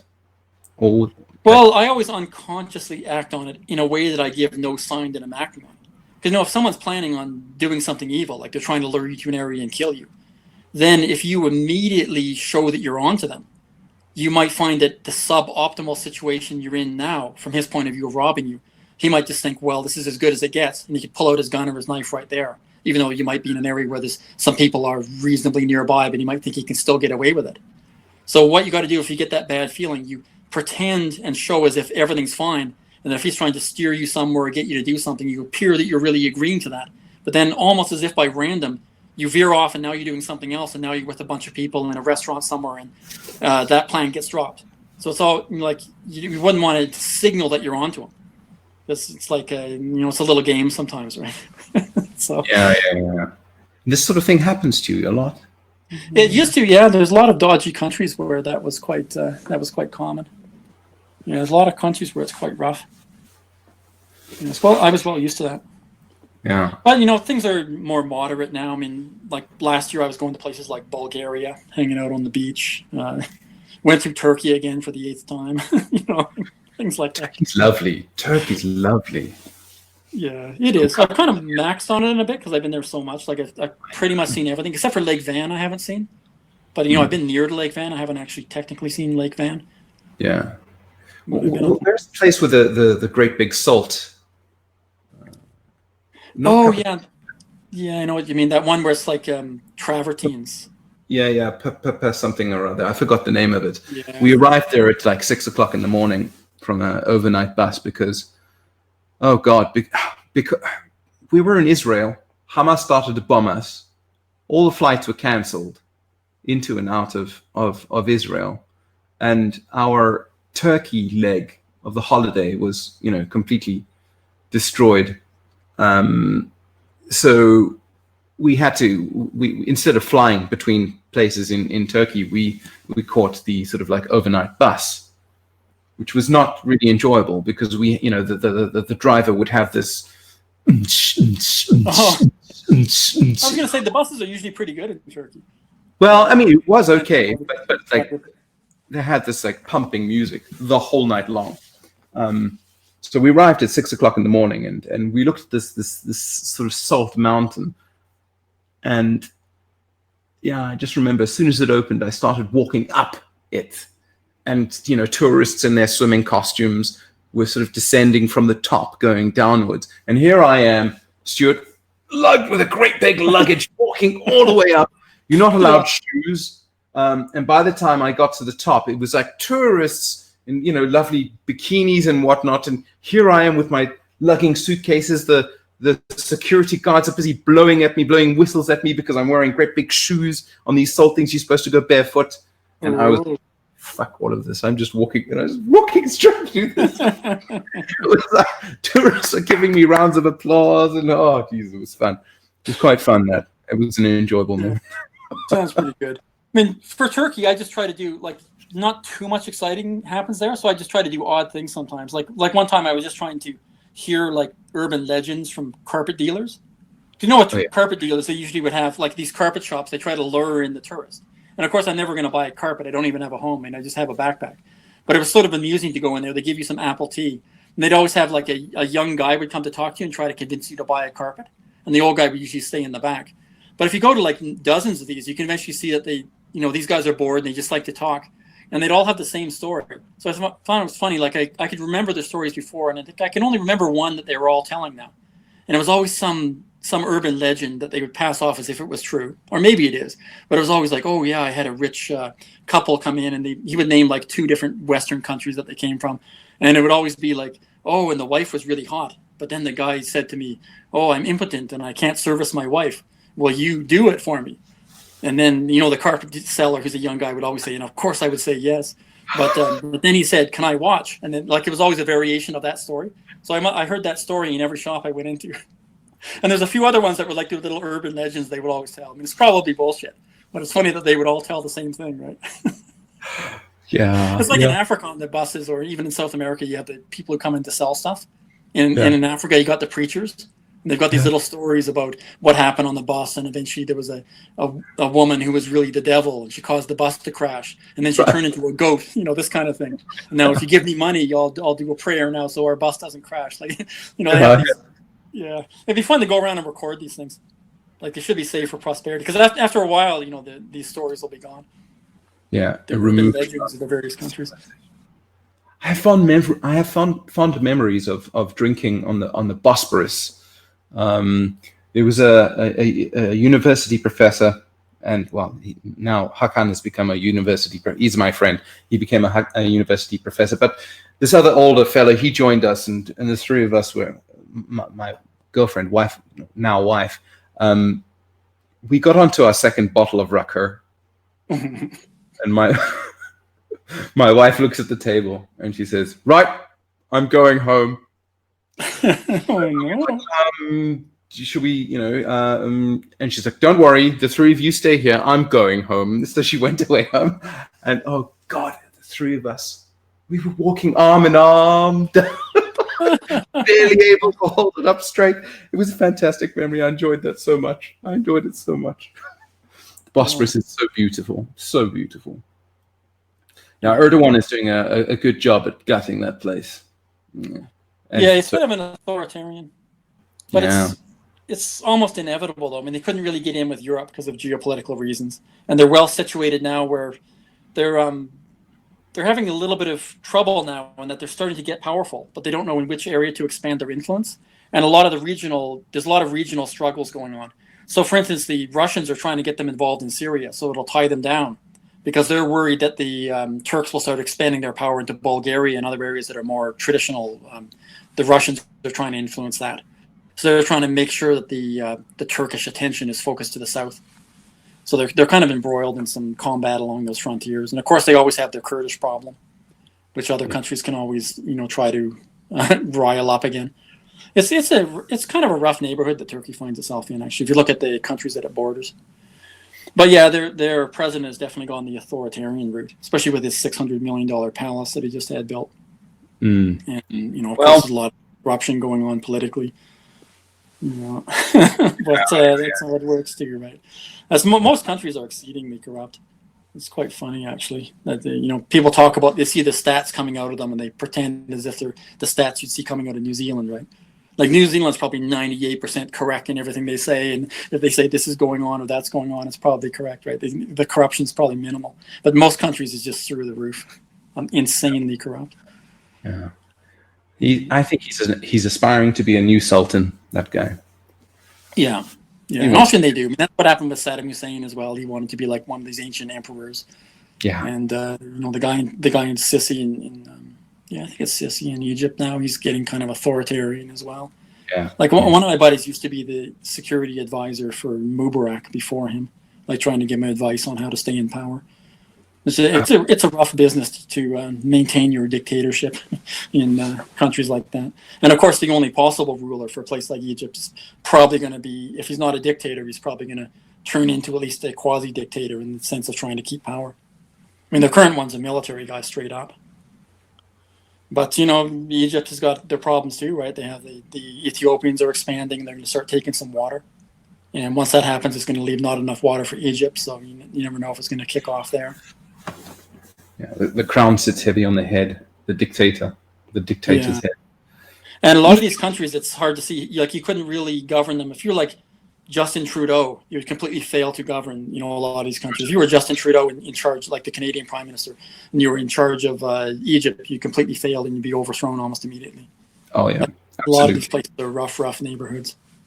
No, Trudeau selected what do you call them, a panel or advisors purely based on gender, or I mean not gender, on he wanted half women. Yeah, so he was picking half women, even if the women. I mean, some of them were qualified, like Christina Freeland, I think her name was, and some of them maybe not so qualified. But it's he was more like he's signaling, which in a sense maybe he's politically astute. He managed to get himself elected, but that kind of thing wouldn't work in a lot of these countries. You'd have to pick the warlords, to be in your government. Right. With the real power. And if you're in the company of warlords, it's like if you're the leader, if you're the alpha wolf in charge of a wolf pack, you can't be like a weak alpha wolf. Yeah. Everyone's get a knife in your back. Yeah. So, it's interesting. But I would have hoped that humans would maybe become a bit more civilized. But I think we're slowly getting slightly better. It's like then we take a few steps back and then we stagger forward a bit. So I think we're slightly ahead of where we were maybe 50 years ago.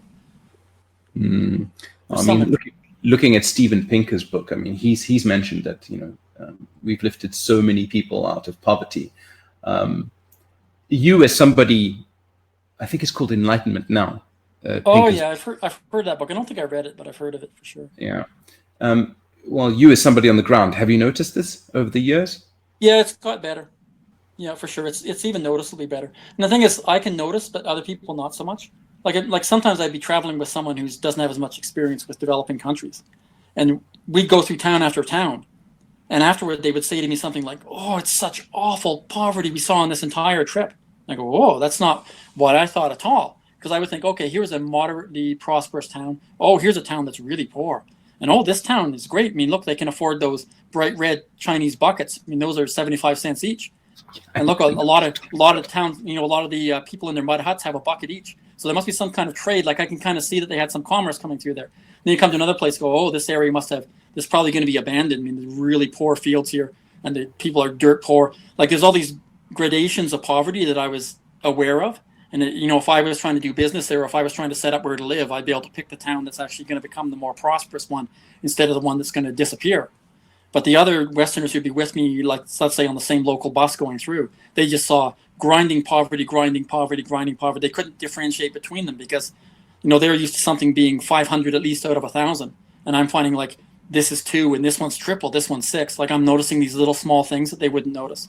But it makes a big difference because the ones who are slightly ahead, since things are unfair and how the earth works, the ones that are slightly ahead would then become like the prosperous town. And the town that's a little bit behind becomes like the desolate area that's of no economic value at all, and people might even abandon it. Yeah. So you have to have an eye for this grades of poverty that are beyond what anyone would consider acceptable, like way below what people consider acceptable. And I've noticed that over the years it's got slightly better. I'm not seeing the same kind of poverty I used to. Like even in Europe, there were places in Europe where the people would be taking the chestnuts off the chestnut trees to eat, like in Moldova and things like that. And then, I've noticed recently that even the chestnuts in Moldova, I was back there even last year, you can see that no one's picking them anymore. So that's something, you can see when that happened in Thailand, like you had places where they picked the cashews and they picked the mangoes. Then you got some of those towns got so prosperous, the cashews and mangoes were just rotting. They were all busy with whatever was a new enterprise. No one wants to be the one picking mangoes. So you can see that the economy is, getting a little bit more advanced. And of course, you say, well, where did they get the mangoes? Well, by that time, it wouldn't be some little tree that you got to hike up to. It'll be, an orchard of the things, and it's more mechanized.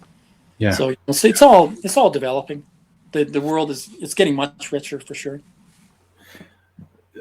On the point of making business, I mean, you've got a section in your book about how you actually go about making money. I find this absolutely fascinating. The way you sort of look at a situation and you think, right, I can turn a dime here. Mm-hmm. If you want to go into that and some of the more of your interesting entrepreneurial endeavors there. Well, okay. Well, one, I'm not sure if I told the story in the book. I don't know if it made it in, but I noticed that there's some people in Java were cutting down their coffee plantations. And I'm going, why are you doing this? And they're saying, well, these are Robusta coffee. They get too big, and after a while, it's a pain in the ass to try to get the cherries off them, with the coffee bean inside. It's better if you just cut them down. And I said, well, what are you doing with the wood? And they're like, well, it's being sold as firewood. Interesting. Okay. So, so I was buying up this, like the trunks of these coffee trees, and I brought them to furniture manufacturing shops in Bali. And at the time, it was very cheap to get things manufactured in Bali. And I was saying to these guys, can you make like tables out of this? And they're like, yeah, it's doable. It's doable. And I said, can you make them all like with quite short legs, like quite low to the ground? Like, show me some designs. And I get them to do some prototypes, and I go, okay, some of this, some of this, some of this. And then once I felt that they'd established like good prototypes, I was like, okay, can you make like 5,000 of these, 3,000 of these? Giving numbers like that. And they're like, oh, it'll be 6 months for that. Leave a certain amount for the down payment, and then come back in 6 months.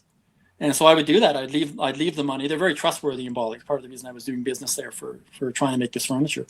And I go travel around, and finally I'd come back to check on them once, and I'd see, okay, they're it's coming along all right. Maybe pay them a little bit more installment, and then I'd go off again and finally come back, pay them for what they'd made, and in this case I shipped them out to Seattle, and then of course they're crossing the ocean. I had to go through certain areas where there's a lot of rebellion. I couldn't even get insurance on trucks. They were being attacked by, they were almost falling into civil war at that time. But I had to cross Surabaya, where there's a lot of unrest, and finally go to Singapore and across the ocean to Seattle. So I was just traveling in the meantime. I was up in Nepal and India and all that. And finally I'm thinking, okay, my shipment's arriving, and I flew back to Seattle, landed it, and then okay, time to wholesale it. So I looked up some places that might buy furniture.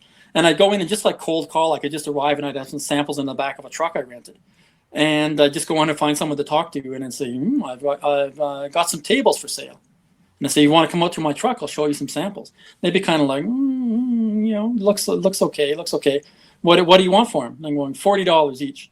And they're going, oh, I don't know, $40 for a coffee table. Because of course, it's low to the ground. So they call it a coffee table.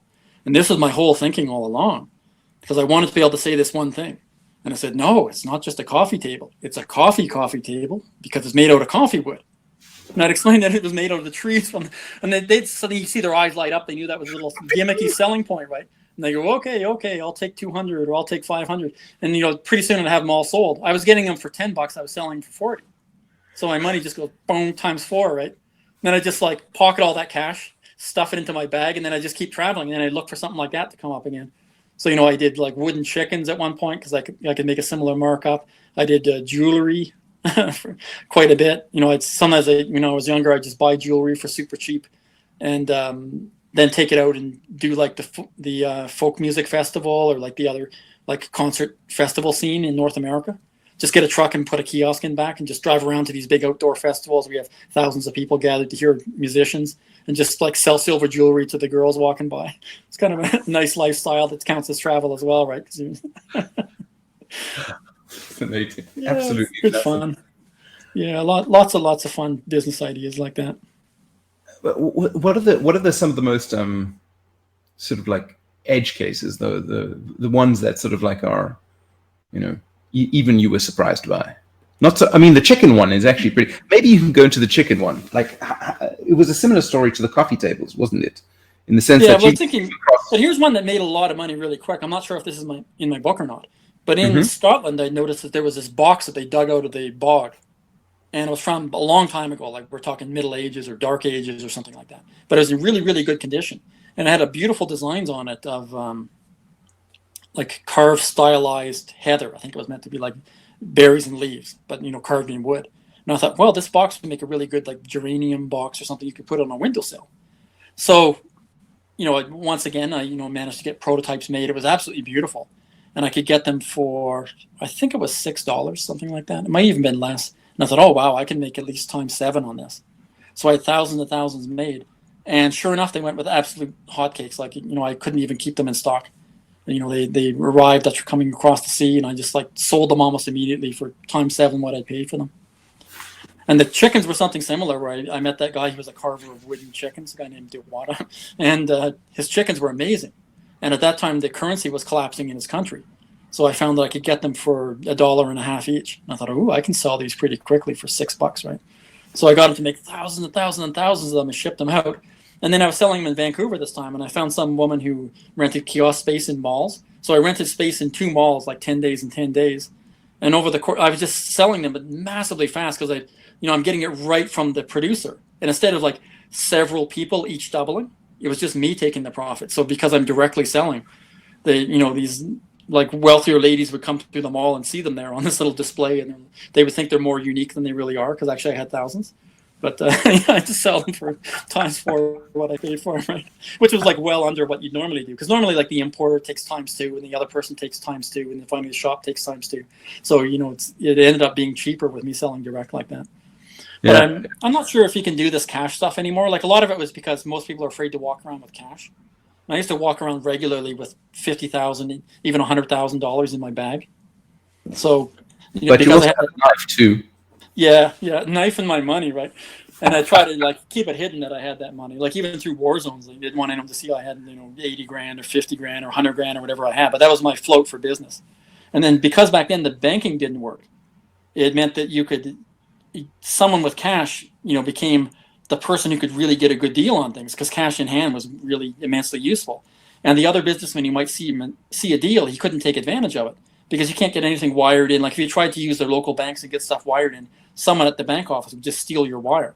It was that corrupt. Even within the national banks, it was corrupt. Good grief. So I met like ruby dealers in Burma who try to wire in money from Singapore, and they find out that the bank stole it. It was really, really hard to do business.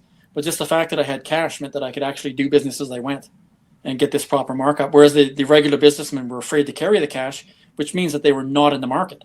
So it meant there's very, very few people buying, which meant that, there's no one bidding up the prices. So I was just, able to get quite reasonable prices. So it worked out. That's an interesting way of that's very interesting. Considering corrupt banks and in an environment where, well, pretty much you're the only one who's able to, with such a huge float at the same time. God, that actually opens up a lot of cash possibilities. itself is an entity, right? Like it's also something that's supply and demand. So if there's very few people who have cash on hand and you're one of the only ones, well, then cash is in short supply. But if all these businessmen can go through very safely and they can just go to the local bank and get out money and buy stuff, well, then there's a lot more people coming in. Like you notice when, like, the first thing you get a dodgy country, there's almost no one there. Maybe there's me trying to do a bit of business or just hanging out because it's cheap, living off $1 a day. But then, after a while, it starts to get a bit safer. And then usually you get the guys who are there, they're kind of like bar stars, or they're more interested in women or something. They start to show up. And that's kind of, and then you see like more kind of dodgy looking business people showing up. And sometimes they're more like hippies or something. You just want to buy handicrafts. You see them arriving. And then finally you get like guys who are like regular, they're used to going to the disco in Italy or something. When you see them showing up, okay, it's now completely safe. And you'd almost want like a little bit of civil war just to get rid of them, because they're kind of annoying people. They're just there to bang chicks and stuff. So they're not. Okay, it's one way of traveling, but it's like not my favorite way. But but then of course there's a bit of civil unrest and these guys disappear again. And then you're back. I kind of like these places that were just opening up, and you just get the people who are more like, either there's some sort of individual business they're doing, or they're like more hardcore backpackers that are willing to really see what's going on in a culture. And then later things can get overdeveloped after a while, and it's more like the hotel experience is a bit too sanitized. Yeah. So what about sort of like as a way to combat the corruption in the banks? Do you see like people, like, for example, using Bitcoin or something like that? Well, I'm not sure what they're doing now, because now since cash is not that useful, then business is less profitable. Because now there's so much competition in places from all these people going around. They can all buy whatever. So, things have kind of, same thing happened with fish. Like, you used to be able to like make money buying and selling fish, but now all the fishermen, even in the most remote island, know exactly what a lobster costs in New York City. And so it's all like, if they caught one, it's immediately on a flight out there. They know the price of everything. Like, it's all global now. And when it's global like that, it means there's not as much, like, basically what I was doing was some sort of arbitrage. I was finding areas where something's way cheaper than what it should be, and then taking advantage of that.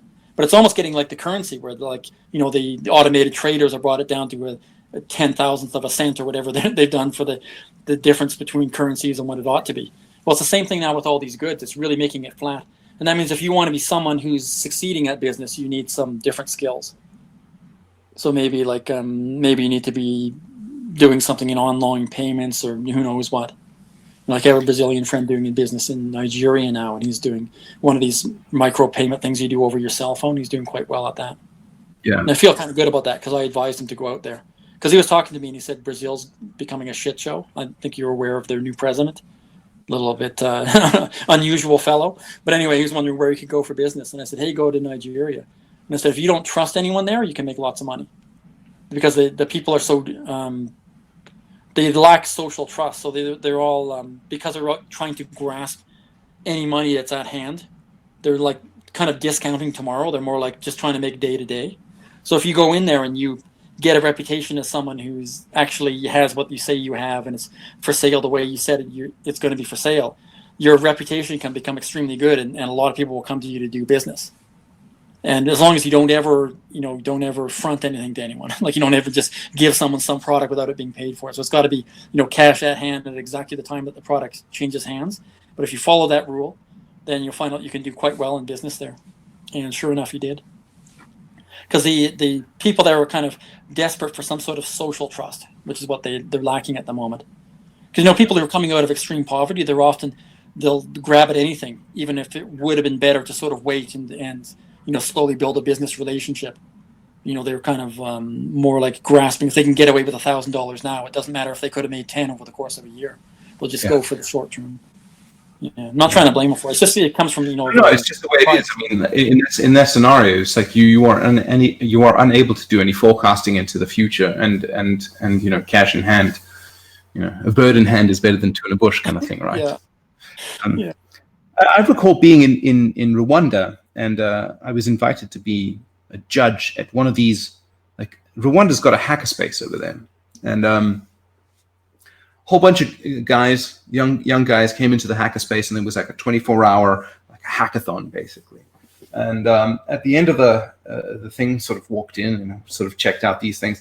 I was shocked because these guys were writing these small little applications, which was able to use this mobile telecommunications infrastructure, which had opened up and the ability for you to send cash via these telecommunication systems, which we don't have in the West. We don't have that. So it was unbelievable how mobile cash can be in those environments. Yeah. Fantastic. Well, if you can't trust your banks, I guess it's an opportunity for fintech.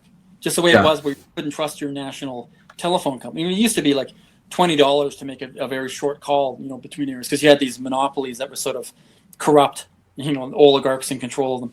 And if you can get around them, the people can really thrive. So that's what's going on with Africa and technology. But unfortunately, Africa, it's going to have a good run for a bit, but it's almost coming to the end. Because you have a situation now where there's cheap capital for a while, but the cheap capital is about to dry up. Because the older people, like the West is full of older people, so is Asia now.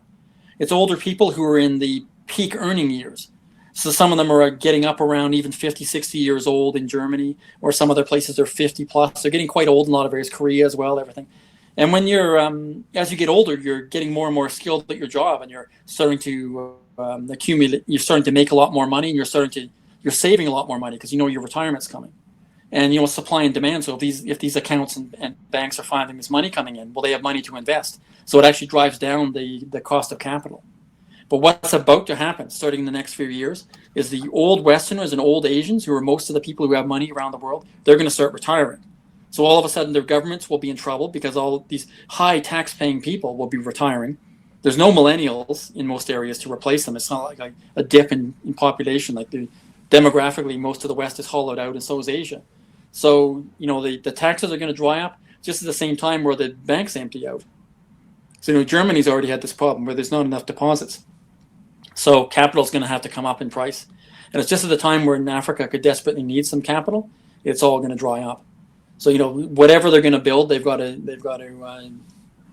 hope they've already got it built, or because it's going to become a lot more expensive to do it. And remember, Africa geopolitically is a poor situation. I mean, they're poor for a reason. It's like a very old soil there, not very productive.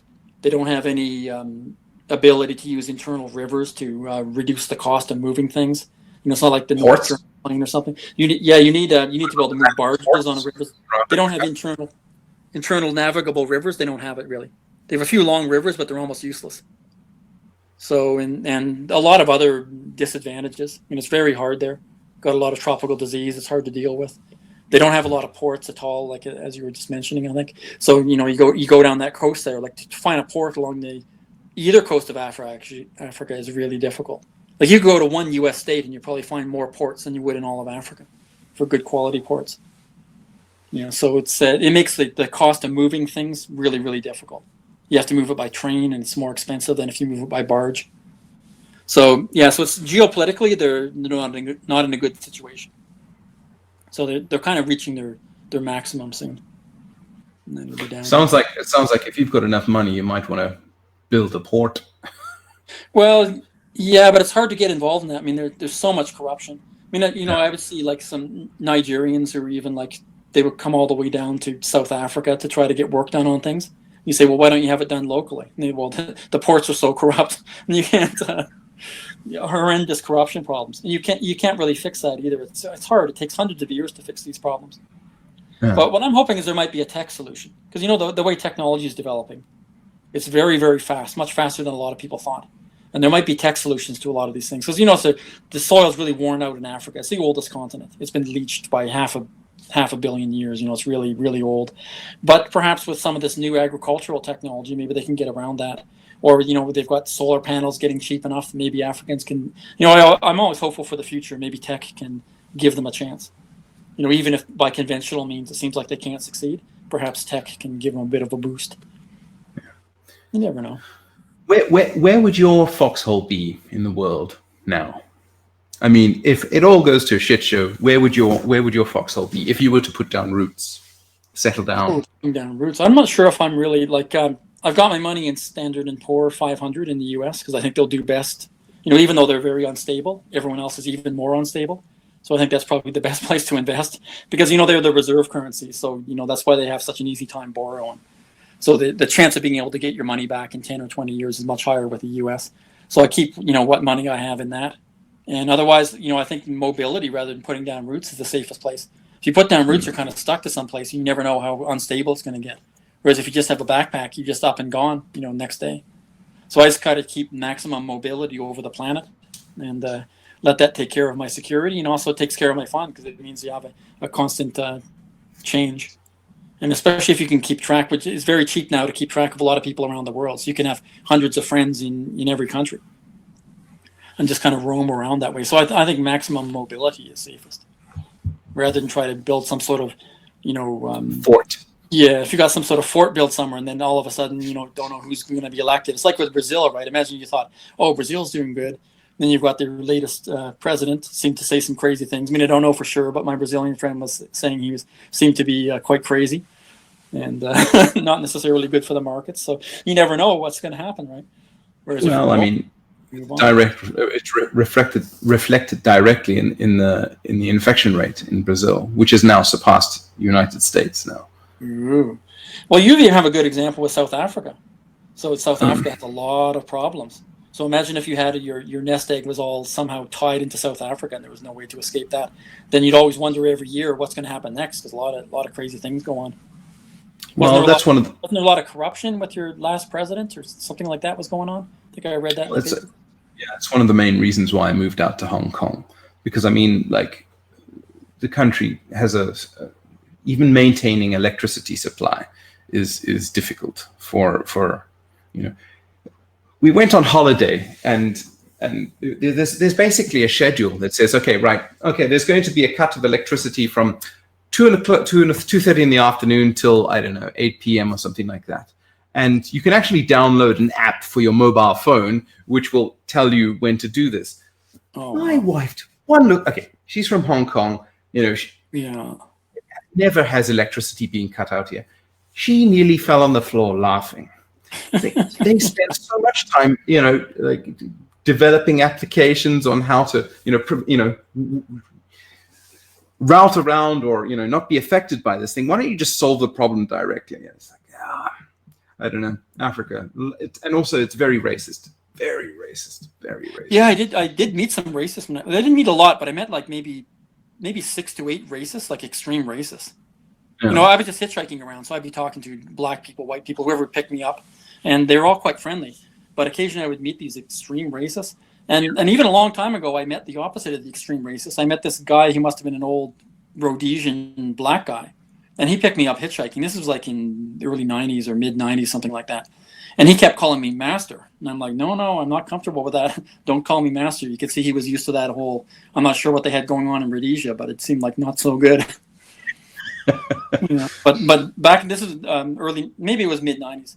I was finding that it's a weird thing there. So I was traveling around. I went to Zimbabwe. I went out to didn't make it to Zambia. I went to Botswana, but I found like a lot of the other travelers, they kept complaining, saying, "Oh, it's so hassly, so hassly. Like you get all these guys coming up trying to hassle you." And I said, "No, I didn't notice that at all." They said, "Well, what about the borders? Like all the hassle you're getting?" No hassle at all. I couldn't understand it. I was getting no hassle. And I was young and kind of fit, back then.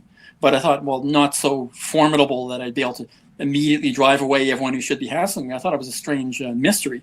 But eventually I figured it out when some police stopped me. They said, "We have to take a look at your rocket launcher. Is that a rocket launcher?" And I said, no, that's a camo tube, but it's got a fishing rod in it. But for some reason, like all the Africans thought it was a rocket launcher.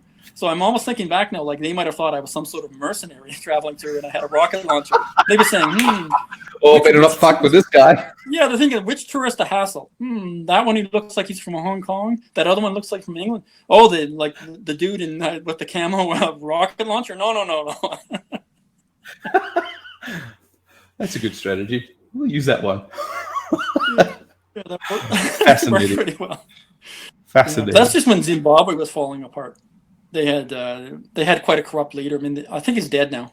That Mugabe guy. Mugabe, yeah, he's dead. Yeah, I could see that was going bad because he was immensely wealthy. Like on Lake Kariba, you could see him and his buddies.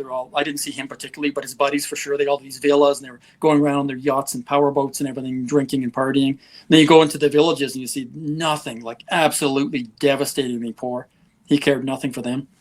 And then some of the locals would tell me that he had groups coming in, killing them and oppressing them, and all kind of stories I was hearing there. And I thought, okay, this country not one you. Whoops, we ran into technical difficulties, unfortunately. We ran out of disk space. But 3 hours is quite enough. So Mike and I, we exchanged pleasantries and said goodbye to each other.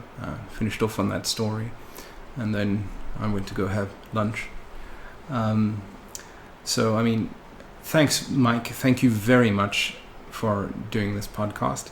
And if any of you guys ever meet Mike on the road, please do show him a good time.